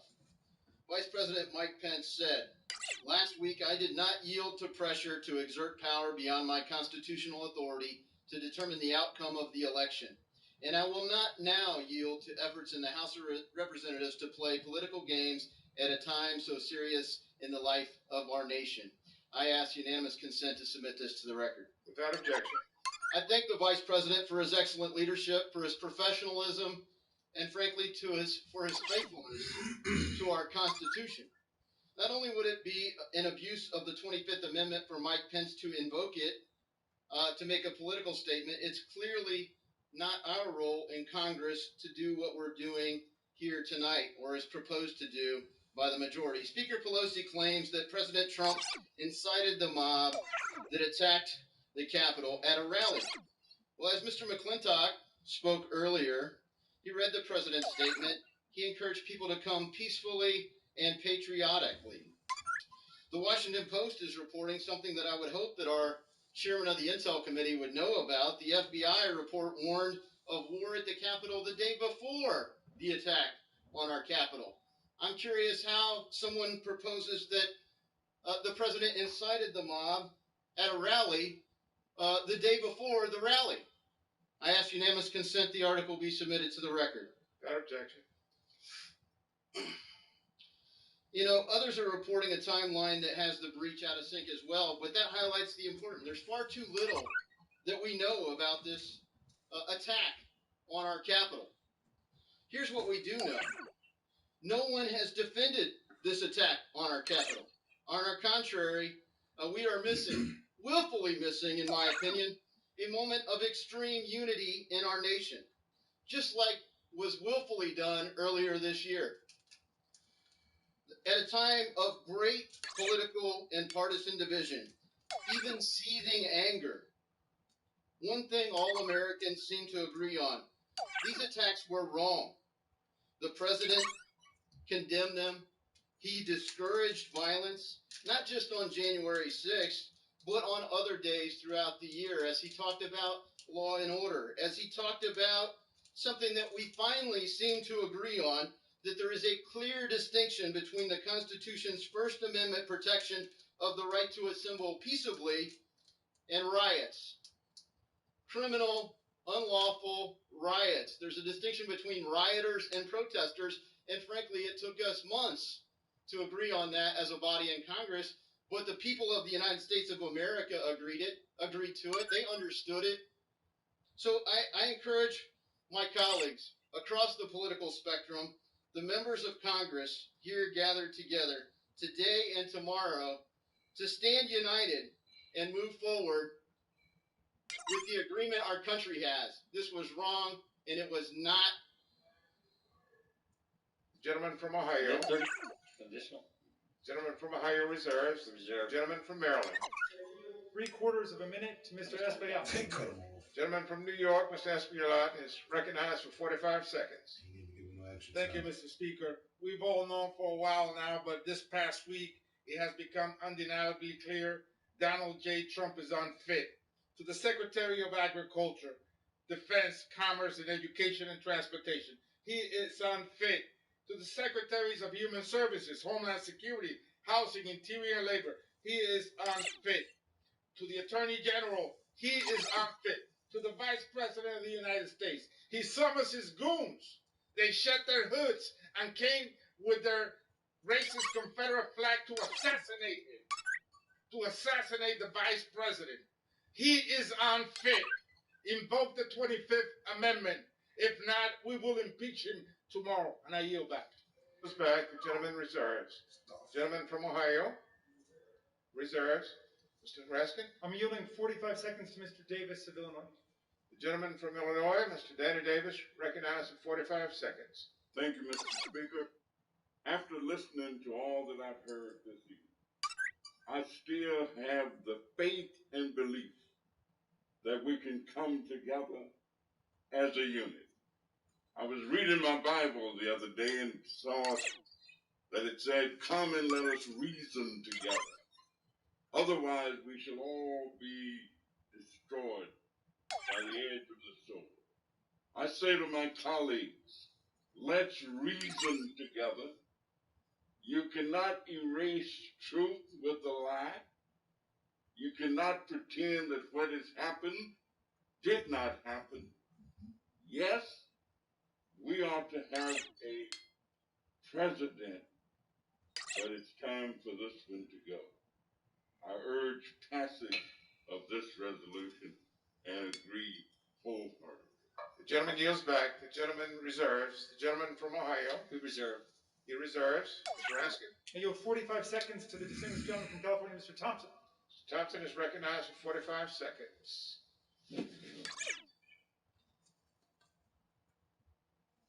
Mr. Speaker, the President of the United States incited an attack against our democracy. For months, he ginned up his supporters with lies about our election and incited them to violence. On the 6th of January, he unleashed a mob on the Capitol. The President must be held accountable for this vile attack. He knew what he was doing, and now 5 people are dead. Congress will not be intimidated. America will not succumb to mob rule. The Vice President can initiate removal of the President who's unfit for office, and this President is unfit. He must be removed. I urge a yes vote on this resolution, and I urge a yes vote on impeachment tomorrow. And I yield back. Gentleman yields back. My time. The gentleman from Maryland reserves. Do you reserve? Well, we have one last speaker. Is the gentleman prepared to close? I'm prepared to Are you prepared to close? Mahayo is recognized. I thought you had one last speaker. But we'll go after you. Oh, no, I know you We'll close on my speaker. Okay. Thank you, Mr. Speaker. What happened at the Capitol on January 6th was as wrong can be. It's not what America's about. And we condemn this violence. We commend the men and women of the Capitol Police for their bravery, and we mourn the loss of those lives that were taken last week. Republicans have been consistent. We condemned the violence last summer. We condemned the violence last week. Democrats have been consistent about one thing: their endless quest to overturn the 2016 election. I mean, they're still trying to overturn the 2016 election after the 2020 election.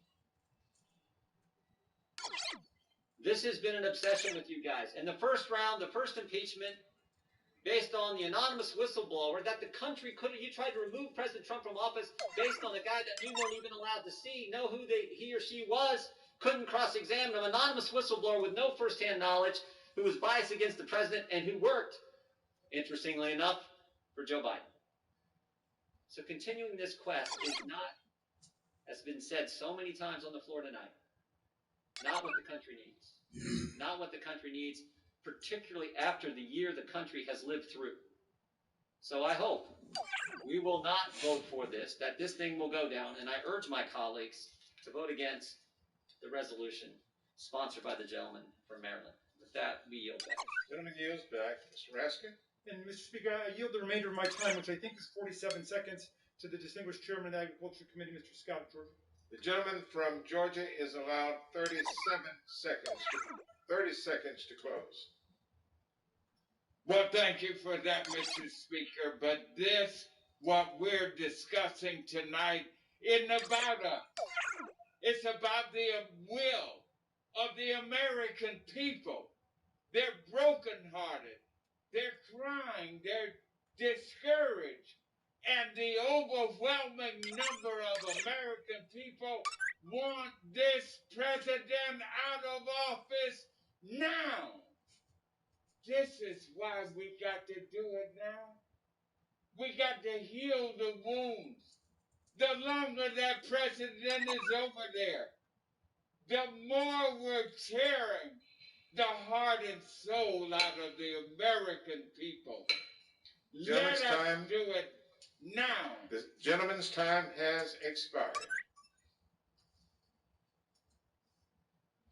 All time for debate has now expired. Pursuant to House Resolution 38, the previous question is ordered on the resolution and on the preamble as amended.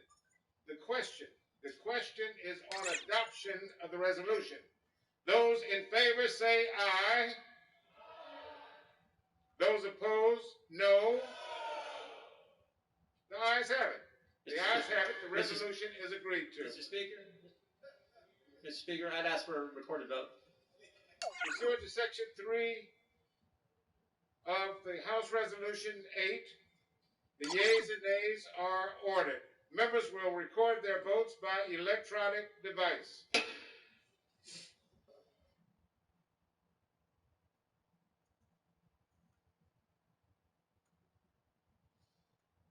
Well, here we go.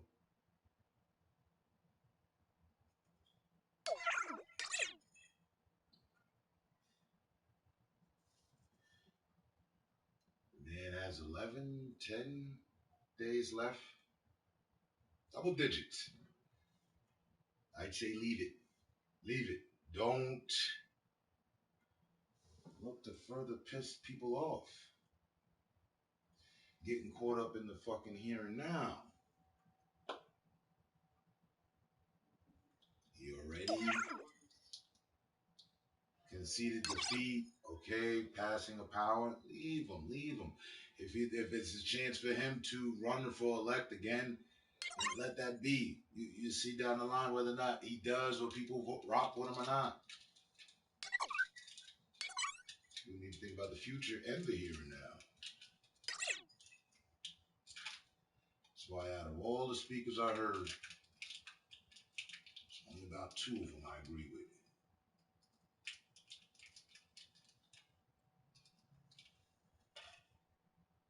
You gotta be kidding me.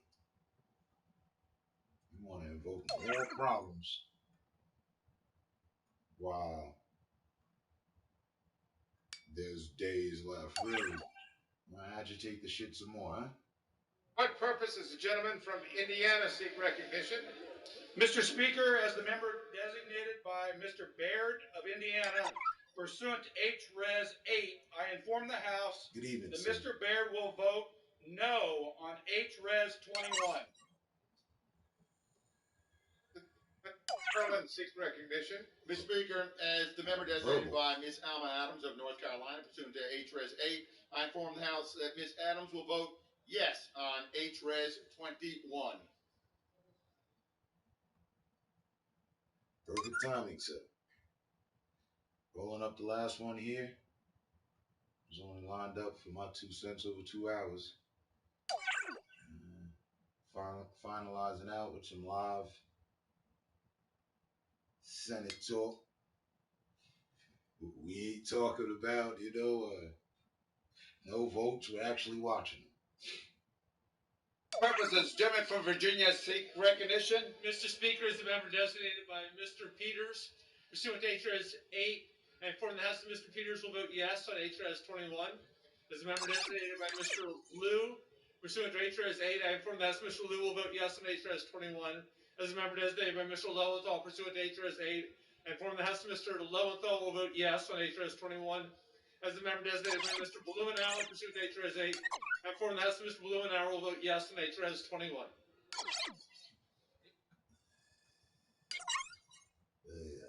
Democrat 30 yeah, Republican 41 no. 31 for the Democrat. They behind by 10.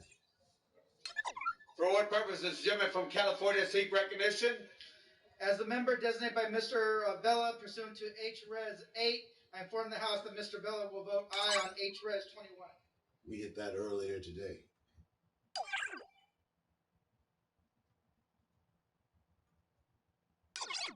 Right. As you can see, that's well what I'm in. For what purposes, gentleman from California seek recognition? As a member designated by Ms. Eshoo, pursuant to H-Res 8, I inform the House that Ms. Eshoo will vote yes on H-Res 21.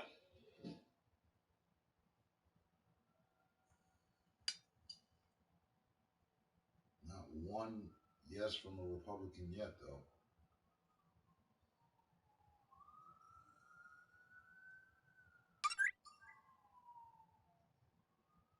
And what's the overall numbers?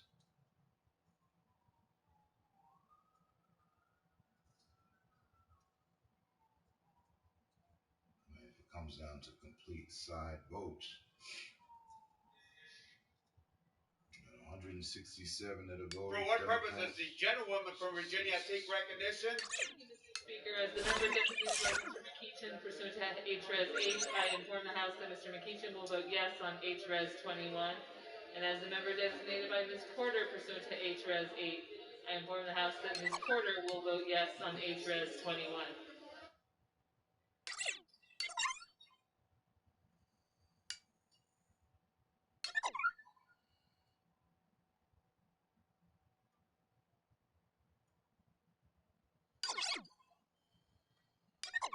Down to 162.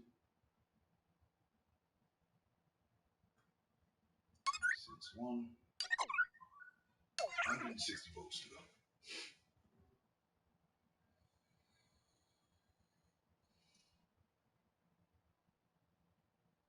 $59 Democratic, yeah. For what purpose does the gentleman from New York seek recognition? As the member designated by Chairwoman Eddie Bernice Johnson pursuant to H-Res 8, I inform the House that Chairwoman Johnson will vote yea on H-Res 21. As the member designated by Chairman Jerry Nadler pursuant to H-Res 8, I inform the House that Chairman Nadler will vote yea on H-Res 21. As the member designated by Congressman Brendan Boyle pursuant to H-Res 8, I inform the House that Congressman Boyle... I feel that's a bad move. Playing chess.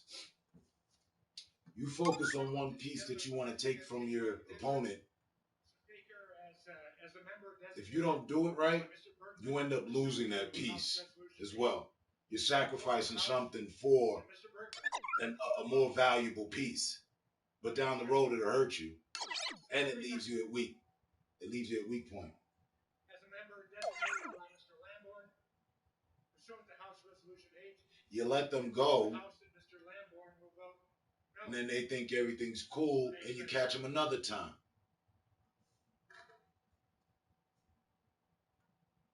They're right. They've been obsessing over getting them out of there forever. You're on the way out. Let them go. As a member designated by Ms.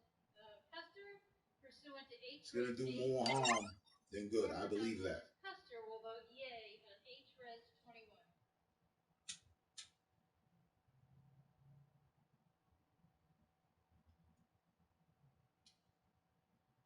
Be content with the fact that you held them to one term.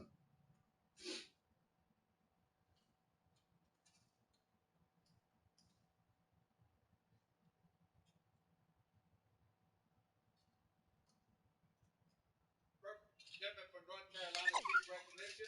Mr. Speaker, as the member designated by Mr. Bishop. But the obsession won't let them think clearly. House, Mr. Bishop will vote yes. He will vote yes on H-Res 21. Mr. Speaker, as the member designated by Mr. Thompson of Mississippi, pursuant to H-Res 8, I inform the House that Mr. Thompson will vote yes I'm for the people. on H-Res 21. Finally, Mr. Speaker, as a member designated by Mr. What's Richmond better for the people overall, whatever. What happens, happens. What's the next best I move? inform the House that Mr. Richmond Not to will vote further yes agitate on things. H-Res You're 21. going to turn 5 into fucking 50.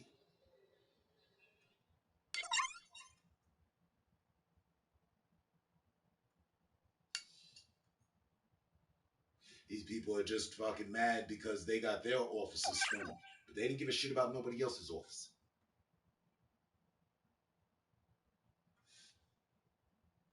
They need to see it more for what it was, what it is. It could have been anything. For what purpose does the gentleman from Massachusetts seek recognition? As the member designated by Ms. Frankel pursuant to H-Res 8, I inform the House that Ms. Frankel will vote yes on H-Res 21. As the member designated by Ms. Bonamici pursuant to H-Res 8, I inform the House that Ms. Bonamici will vote yes on H-Res 21.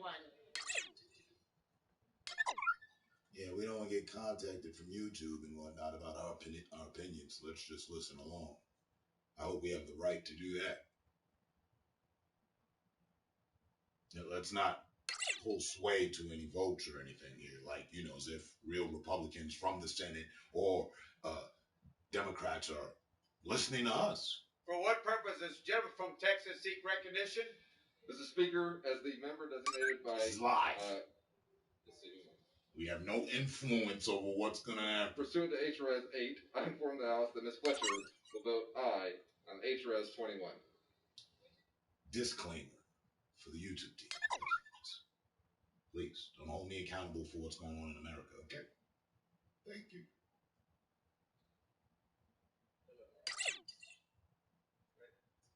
For what purpose does the gentlewoman from Illinois seek recognition? As the member designated by Mr. Carson pursuant to H-Res 8, I inform the House that Mr. Carson will vote yes on H-Res 21. As the member designated by Mr. Rush pursuant to H-Res 8, I inform the House that Mr. Rush will vote yes on H-Res 21.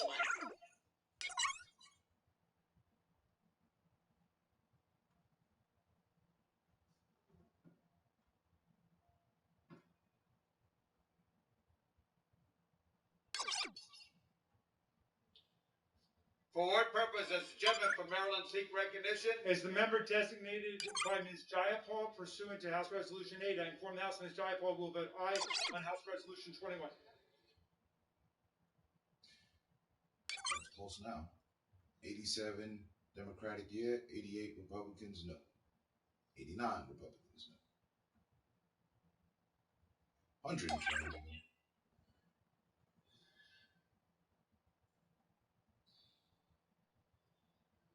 They closed the 10-point gap. See, you know what's funny to me? How most people, if this was a murder trial, For what purpose does the they're all gentleman in. from Illinois seek recognition? This is about your God. It's about your God-given future. Pursuant Should to be all in. 8, I inform the House that Mr. Grijalva will vote yes on HRES 21, and as the member designated by Ms. Presley pursuant to HRES 1, I inform the House that Ms. Presley will vote yes on HRES 21. For what purpose does the gentleman from Tennessee seek recognition? Mr. Speaker, as 3 the minutes left. member designated by Mr. Fleischman of Tennessee pursuant to HRES 8, I inform the House that Mr. Fleischman will vote nay on HRES 21. As the member designated by Mr. Desjardins of Tennessee pursuant to HRES 8, I inform the House that Mr. Desjardins will vote nay on HRES 21.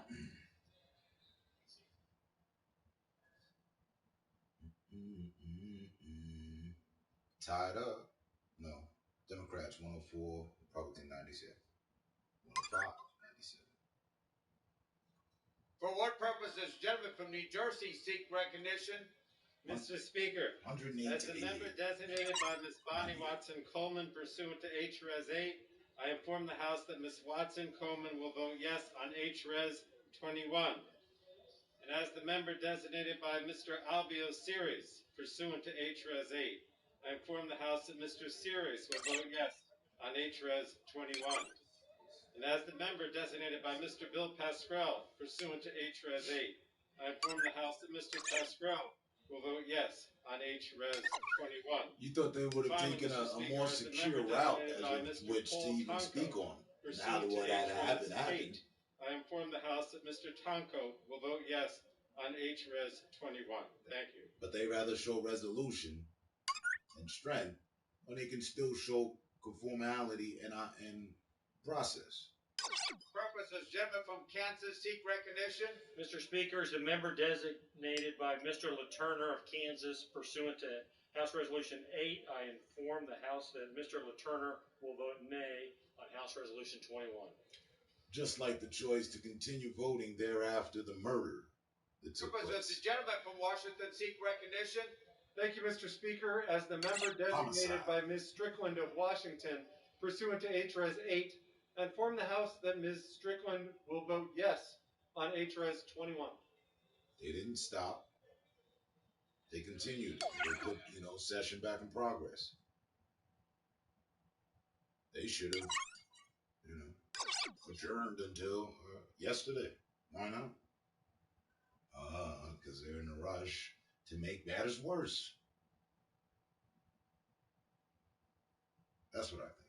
Just, amazed me. For what purpose does the gentleman 45 from Ohio seconds seek left. recognition? As a member designated by Mr. Gonzalez of Ohio, pursuant to House Resolution 8, I inform the House that Mr. Gonzalez of Ohio will vote no on HRES 21.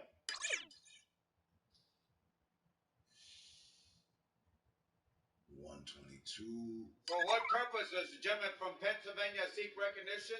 Mr. Speaker, as the member designated by Mr. Lawson of Florida, 5th Congressional One District, Republican voted pursuant to yeah. House Resolution 8, I inform the House that Mr. Lawson will vote yea on H Resolution 21. I was the first Republican that voted yay.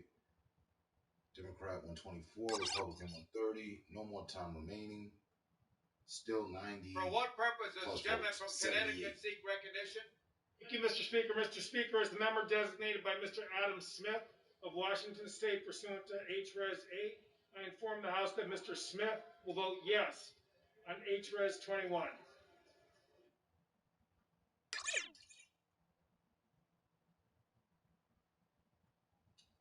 So they stopped it. 98. Democrats didn't vote. 78 Republicans didn't. For what purpose the gentleman from California seek recognition? Mr. Speaker, as member designated by Congressmember Napolitano, pursuant to House Resolution 8, I inform the House that Congressmember Napolitano will vote yes on HRES 21. And Mr. Speaker, as member designated by Congressmember Costa, pursuant to House Resolution 8, I inform the House that Congressmember Costa will also vote yes on HRES 21. They can put the scoreboard up here. For what purpose does the gentleman from Nebraska seek recognition?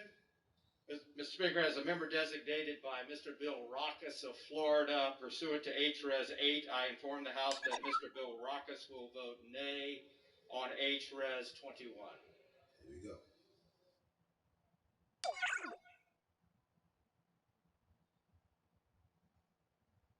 Perfect timing. Should have it all figured out in the next 3 minutes.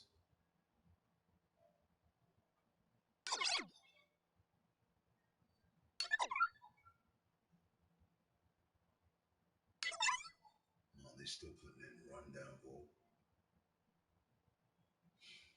Maybe not the next 3 minutes.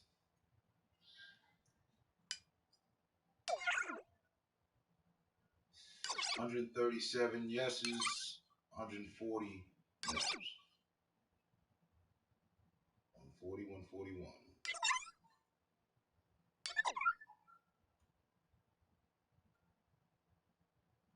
One vote difference. 141, yeah. I'm not 142. No, 44. 2 vote difference.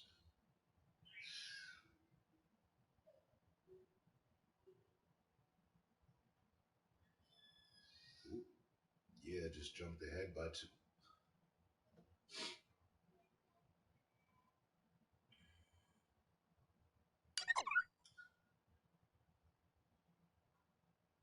The wife got vaccine today. You passed. Okay. Okay.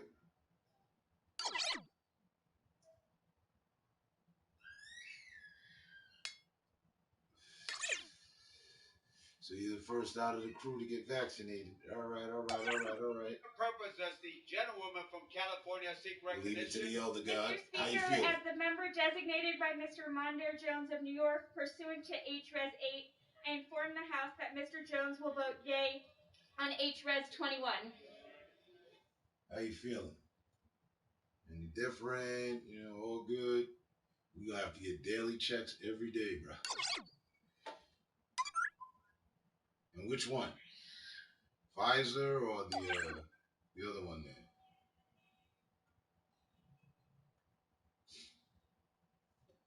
For what purpose does the gentleman from Pennsylvania seek recognition? Thank you, Mr. Speaker. As a member designated by Mr. Doyle of Pennsylvania, pursuant to House Resolution 8, I hereby inform the House that Mr. Doyle will vote yes on House Resolution 21.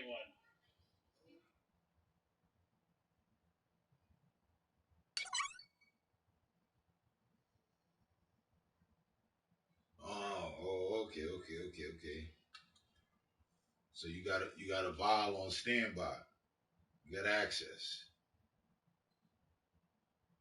Where we at? Ooh, tied at 153. 57 Republicans left to vote. 70 Democrats haven't. Dun, dun, dun, dun. So I thought. So For what purpose does the gentleman from Arizona seek recognition? There's more Democrats in there. As a member designated by Representative Kirkpatrick, pursuant to H.R. 8, I inform the House Representative Kirkpatrick will vote aye on H.R. 21. As a member designated by Representative Cardenas, pursuant to H.R. 8, I inform the House that Representative Cardenas will vote aye on H.R. 21. Some people got headaches and felt tired.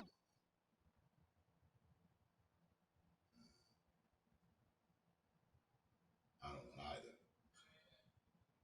I don't want no headaches. For what purpose does the gentleman from New Jersey seek recognition? I don't need no shit. As the member designated by Mr. Schneider, pursuant to HRES 8, I I inform the House that Mr. Schneider will vote yes on HRES 21. Right. I mean, as far as that goes, I heard a few cases here and there. So far, they got one nurse and one doctor just keeled over. I think that's Pfizer's. I gotta do some research. It might be one of each. I don't know.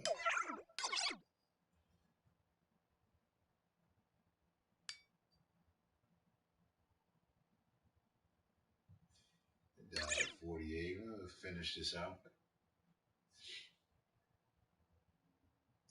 But otherwise, a good day. So that's what I've been having. Real chill.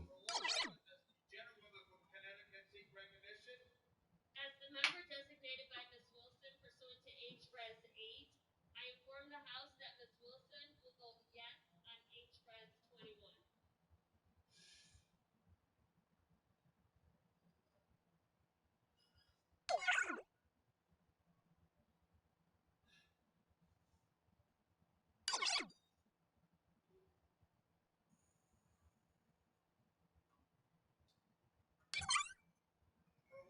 America, leave the drama to us. Good evening, Mr. Speaker. As the member designated by the Honorable Mr. James Langton of Rhode Island, pursuant to House Resolution 8, I'd like to inform the House that Mr. Langton will vote yes on House Resolution 21 as amended. The benefit to climate control. Vice President Michael R. Pence to convene and mobilize principal officers of the Executive Department of the Cabinet to activate Section 4 of the 25th Amendment and to declare President Donald J. Trump incapable of executing the duties of his office and to immediately exercise powers as acting president. Thank you. He had to give a whole speech. It's like, I didn't get to talk earlier. Just yes or no, bro. Yeah. Down to 30, 39, 38. It's about another 5 minutes.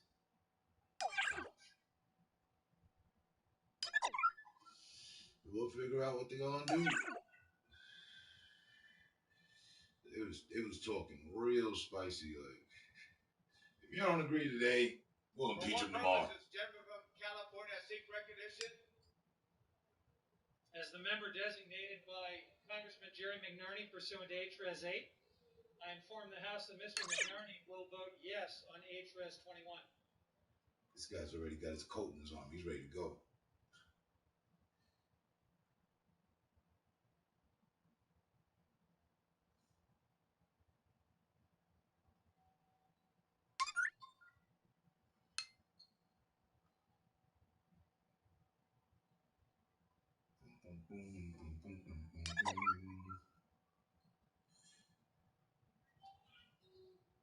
Yeah. For what purpose does the gentleman from Virginia seek recognition? Mr. Speaker, as the member designated by Ms. Titus in Nevada, pursuant to HRES 8, I inform the House that Ms. Titus will vote yes on HRES 21.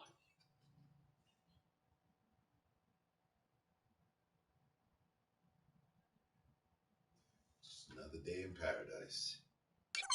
For you and me. Phil Collins. Does the gentlewoman from New York seek recognition?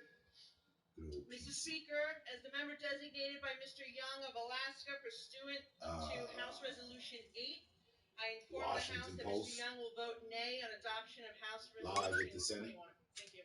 Live from the Senate.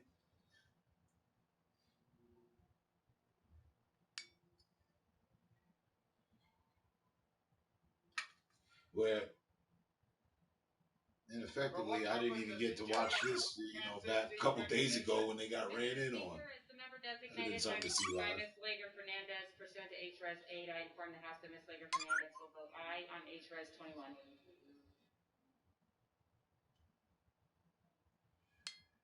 It's funny how Nancy Pelosi was talking about getting Donald Trump out of office and sanitizing the whole building.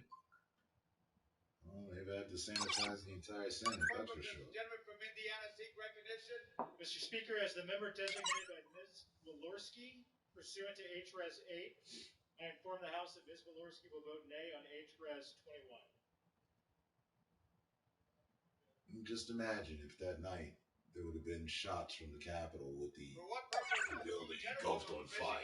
That would have never went well. Mr. Speaker, as the member designated by Mrs. Dingle pursuant to H-Res 8, Not I Mrs. will Dingle. inform the House that Mrs. Dingle will vote yay on H-Res 21. As the member She got designated held by caught Ms. Lee on the of way up. Nevada, pursuant to H-Res Miss 8, I will Dingleberry. inform the House that Ms. Lee will vote yay on H-Res 21. As the member designated by Ms. Capter pursuant to H-Res 8, I inform the House that Ms. Capter will vote yay on H-Res 21. As the member designated by Ms. Axney pursuant to H-Res 8, I inform the House that Ms. Axney will vote yay on H-Res 21. Only reason I'm with them is because they give the live broadcast from the Senate.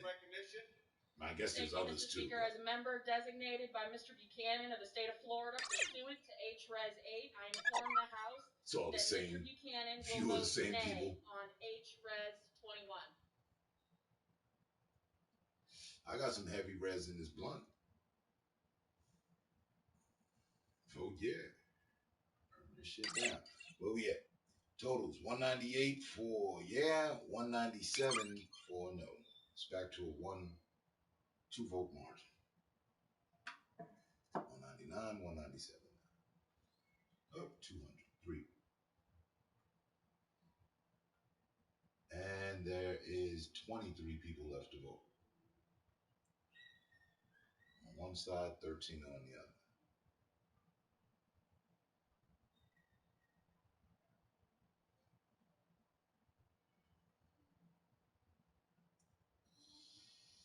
Back to one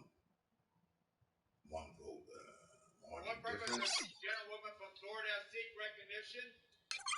Mr. Speaker, as a member designated by Mr. Hastings of Florida pursuant to H-Res 8, I inform the House that Mr. Hastings will vote yea on H-Res 21. And Mr. Speaker, as the member designated by Mr. Payne of New Jersey, pursuant to H-Res 8, I inform the House that Mr. Payne will also vote yea on H-Res 21.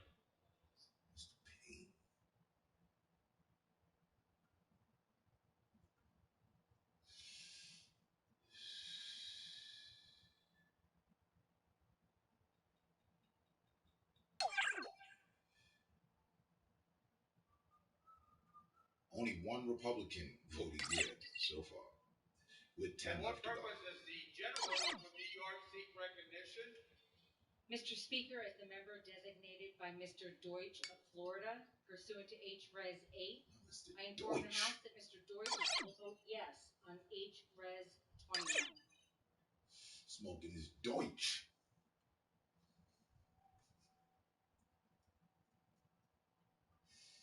Burn a Deutsch with Mr. Deutsch. It's a fancy way of saying Dutch, man. Deutsch. Purpose does the gentlewoman from Michigan seek recognition? Uh-oh. As the member designated by Ms. 206-200. Ocasio-Cortez pursuant to H-Res 8, I will inform the House that Ms. Ocasio-Cortez will vote yes on H-Res 21. She voted no with the 2,000. She voted yes now. She can't figure out what she want to do. Looks like the 2,000 about to go through. I'm going to say 206, 200. 10 Republicans left to vote. 17 Democrats left. For what purpose does the gentlewoman from California seek recognition? Mr. Speaker, as a member designated by Mr. DeSaulnier pursuant to H-Res 8, I inform the House that Mr. DeSaulnier will vote yes on H-Res 21. House convenes for vote on use of 25th Amendment to remove Trump from office. 206, 201. 206, yeah. 201, 202, no. 8 Republicans left to vote, 7. And 17 Democrats. 206, 204, 2-point difference. Yay, nay, 3-point difference now, 207. I'm down to the wire. But they have more votes. Democrats have more votes, so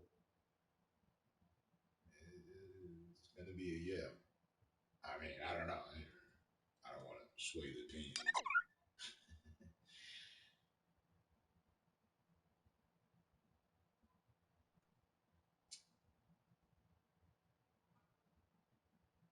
Democrats have 11 people left to vote. Independents have stayed out of it. They have nothing across the board. One Republican voted yes. 204 others voted no. 215 Democrats voted yes. No Democrat voted no. They're both down to the last 6 votes. It's 217 for yes, 24 for no. Drum roll.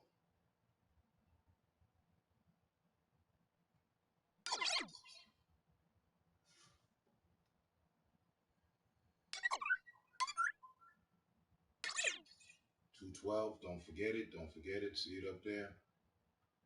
30 days to my birthday. I've got gifts. I've been given, 30-day notice. I've got gifts in order and whatnot. Just saying.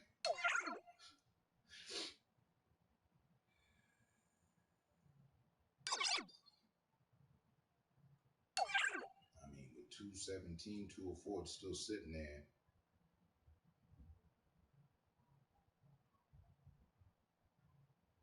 I mean, 13 more votes, of which they don't have. There's not even 13 remaining. There's 6 on each side, it's 12. And if they all were to vote no, they still wouldn't win. They'd lose by 1 margin vote of yes. But this thing hasn't moved up. There it is. It's out of reach now. 218. 204.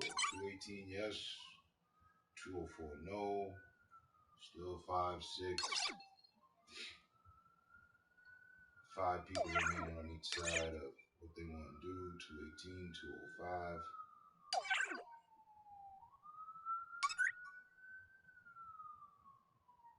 I mean, it's already decided, really. It doesn't matter what they vote. Well, yeah. If they will all vote no, it would only bring them to 215. 219. So, yeah, pretty easy to read out before the end.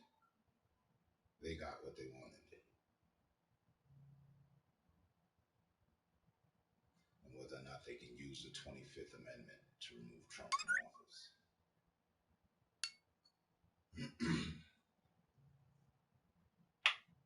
And then don't forget, tomorrow.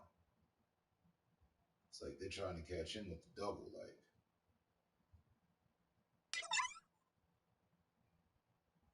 But I feel that this is going to, as usual, go downhill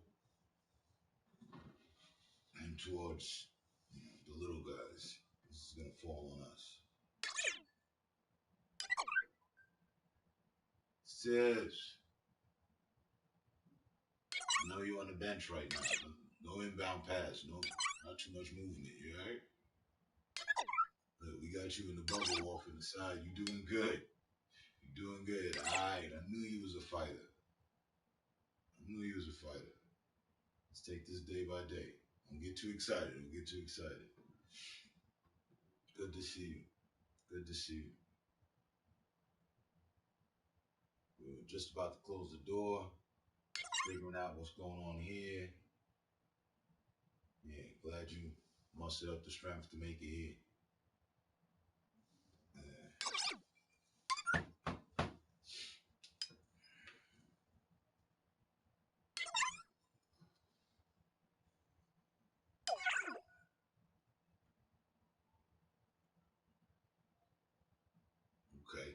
Okay.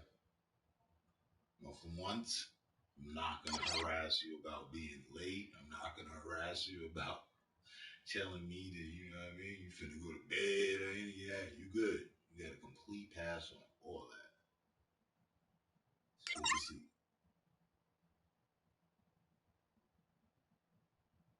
All right.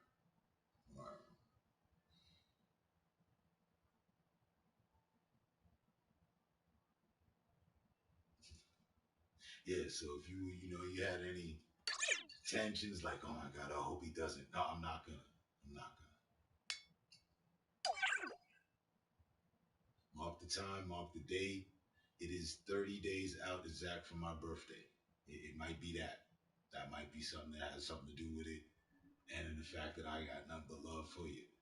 So you can mesh those two together. And yeah, you good, and we good. It's good. I'm good.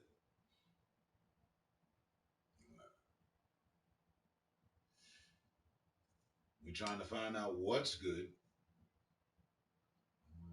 As these politicians keep the clock ticking, but I'm glad they did, because they could have come to a decision like they had the time remaining for zero a long time ago, and then we wouldn't have even got to talk.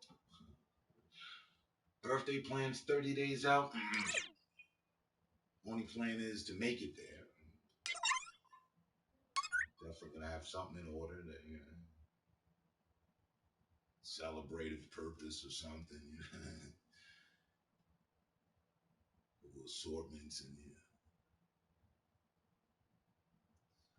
But as COVID would have it, I'm going to keep this one a focused kind of celebration. You guys are welcome. This birthday, I'm not driving to any other state. We're not pushing any measures. I'm not going to go to anywhere, relocate the stream from some exotic location. We're going to pass on all that. Keep it purely digital. Okay, 3 Democrats left to vote, 5 Republicans, 220 to 205. 8 people decided not to vote out of 425 thus far. 1 Republican said, yeah, I'm with that. 205 said, nah. 219 Democrats said, yeah, we really with this. None of them said no. I can. And thank you. Me too. I mean, that's why I picked it out. This is. Hold on, wait. Look at that. So you got that fashion tip. Throw that out there nonchalantly for them. I had bought this hat when I brought out the other new hat, but we just had a whole bunch of hat things, and then I had never brought out the other hats like this.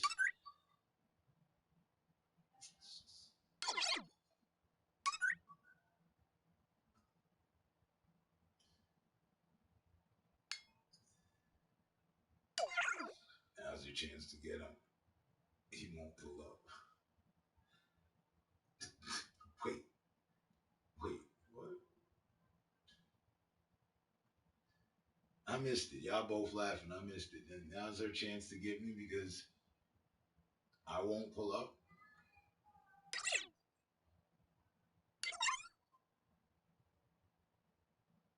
It rarely does, but that one went over my head. Huh? What you mean? What? Because I said I know where I'm going to be for my birthday. The ultimate assassination plan? Is that what's going on? Now listen, let's not get rowdy. I don't want to burst nobody's bubble. She's in the bubble. Let's keep it that way. I'm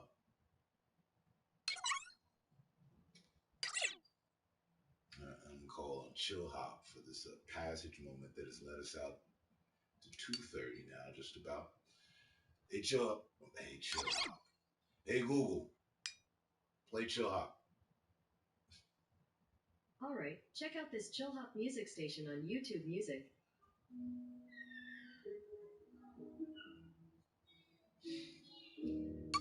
But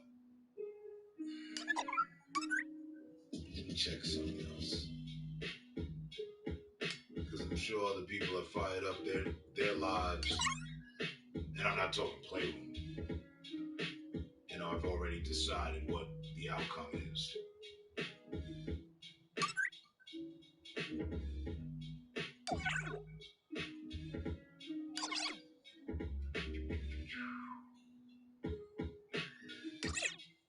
I mean, it's only, we were 17,000 people watching it. It's down to 257. I think everybody's figured out what it's going to be.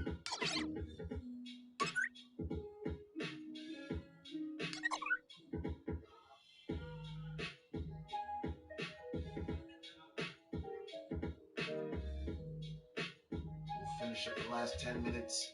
My boy Ron. Are you looking to buy quality watches for under $200? No. We were just like you. We had a hard time finding. What's going on, you guys? It's Ron here with your second stimulus check update news and second stimulus package update and related news update. We've got the details on President-elect Joe Biden's stimulus package. We've got current news on whether it's best to proceed with a presidential impeachment at this point in time. What is Mike Pence's stance on this matter, considering Nancy Pelosi's recent move? And you've got last Wednesday's riot and its effects on the law enforcement and public health security. We've also got the latest on Bitcoin, and finally we got the news to keep you up to date on the Don't y'all hesitate. I've been telling y'all pull So up. that's pretty much everything that we're going to cover today in today's video. So if you have not already, definitely subscribe to the channel. Go ahead and exercise your right to smash that subscribe button and hit the notification bell. That way you know as soon as I upload new videos and content. And don't forget to check out Matter's brand new YouTube channel. It's probably the most awesome sci-fi channel out there. And you know, pretty much everybody in the comments lately has been talking about it. Me and my family love watching it together. So check out the link in the description down below. But otherwise, let's jump right into the content. Now to start out, we got President-elect Joe Biden's very costly multi-trillion-dollar stimulus package that's expected to be unveiled this week. Now, here's exactly what we can expect to be included in this stimulus package. You've got $2,000 stimulus checks, you've got unemployment insurance benefits, state and local government assistance, rental assistance, and lastly, loans for small businesses. You know, we're talking PPP loans, we're talking EIDL loans.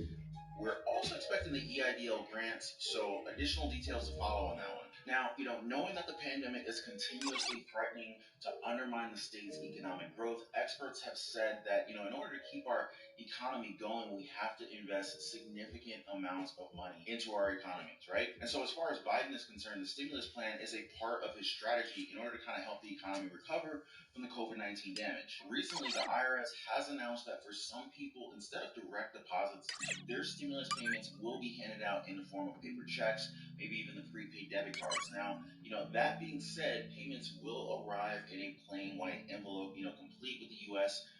Department of Treasury seal on it. So just to give you guys a very it is cool. Y'all can synchronize your efforts. Kind of overlook these and throw them out, or just assume that they're junk mail and rip it up and throw it in the trash like I do. Now, as far as how soon, Mark your calendar, because from January Mark your 20th calendar, to January 24th, because 30 2021, days from one now of the is most my birthday. anticipated. act on it. Well, you know, in all honesty, you know, it's definitely going to be relying on Joe Biden. You got Kamala Harris, and you've also got the winning Democrat senators from Georgia's Senate elections being sworn in as their respective positions in office this week. So, you know, It took that long to think that up. Maybe January 22nd, you know, Georgia's deadline to certify the results.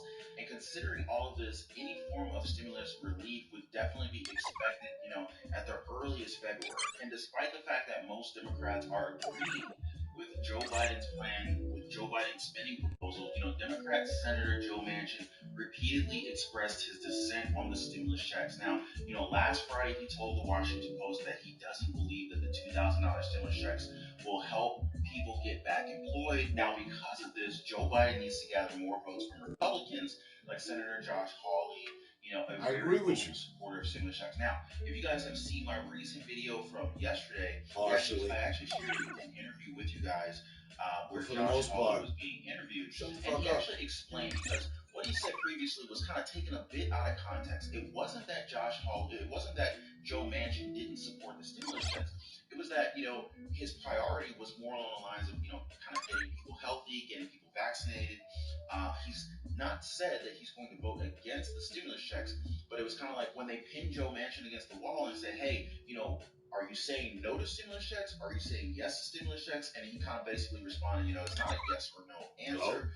But what he did make very clear was that it's not that he's voting against it as a Democrat. He's not voting against stimulus checks. Vaccination is more of a priority for him. And, stimulus checks is secondary for him. So it's not like he's voting against it. It's just that his main objective is for vaccinations. Now let's talk about Senator Josh Hawley. I wanted Senator to see Josh where Hawley, otherwise known Mike to Jones object stood. to Joe Biden's certification in the Senate. Now, as in a the local result, section. Hawley is now being blamed, along with President Trump, for the riot in D.C. So him advocating for Joe Biden's stimulus plan could be a way for him to kind of gain back his supporters in order to make his run for the presidency in 2024 happen. Now, moving on, we've got Vice President Mike Pence, who is being pressured by the Speaker of the House, Nancy Pelosi, into invoking the 25th Amendment in order to remove President Trump from office. Now, doing so might actually lead to some more acts of violence in the country. I mean, we've already heard, something along the lines of like 15,000 National Guard members coming into the Washington, D.C. area. So, needless to say, Vice President Pence is in a bit of a predicament here. Now, although he has stated that he's not ruling out the possibility of invoking the 25th Amendment if President Trump becomes more unstable, definitely more updates to follow on this one, but I just want to kind of like touch on some of these main, some of these big high points that a lot of people had questions about. Now, in spite of that, believe it or not, Nancy Pelosi is still pushing through with the impeachment proceedings on the House floor, with a full vote being expected. Now, the charge of President Trump will be an incitement of insurrection. Democrat Representative Hakeem Jeffries supports Pelosi, stating that it's frightening that President Trump still has access to the nuclear codes. And it's funny because my mom literally just said to me the other day, it's so scary that he still has access to the red phone. And, I really hope that there are several protocols in place to prevent a single person from just picking up the phone and making some really bad things happen. So, shout out to you, Mom. Now, on the other hand, while many Republicans are currently taking a stand against President Trump, only 13% of them actually support. He couldn't pick up the phone and start war with anybody. Wait for President Trump to willingly step down, or just simply wait out the next few days. They also said that starting a proceeding at this point is not worth the time and resources. Ladies and gentlemen, every day is full of it. Since it usually takes months. However, one of the main reasons why they're trying to push out President Trump before the term expires is to prevent him from being able to even run for president in 2024. Now, when it comes to the opinion of the general American public, a survey conducted by Lipos in partnership with ABC News, it showed that 50%, or actually 56% of Americans believe that President Trump should be removed from office, while 43% said that he should not be removed from office. So, I'd love to know from you guys. What do you guys think? Do you think that President Trump should be forcefully removed from office before his term naturally expires, or do you think that he should just hey, just let the guy hang out in the office for the next few days, let the clock run out, so to speak, if this was like a basketball game or something like that, right? But anyway, guys, drop me a comment down below. Let me know what you guys think on the matter. Now, in current events, last Wednesday's riots brought some harsh criticism to the law enforcement officials, and the FBI and DC police assert that no indication was found on the breaching of the U.S. Capitol, but upon checking social media sites and forums popular with the extreme right-wing groups, message exchanges about storming the Capitol and demanding recounts were discovered. Now, moving on to a little bit of business, you've got Bitcoin. It has seen one of its biggest two-day drop in a span of 9 months. It literally skyrocketed. Moving on to more important business, because I know none of y'all involved in Bitcoin. Well, I don't know that, but that's not what we're rocking. Peace, people. Stay safe, stay smart, stay up. Glad you were here. In whatever form that was, or is. Above all, I'm glad I kept the door open. Sis, time to go to sleep. I'll try to run it again, same time again tomorrow. That way it's not in the middle of the night. You know what I mean? When you should be asleep. Alright. Peace, people.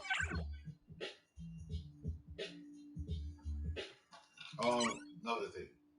If you don't like the show, you know you ain't gotta show up. But alright.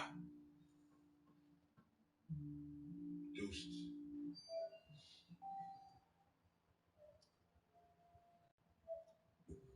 Listen to music with your screen locked. YouTube Music Premium. Start a 1-month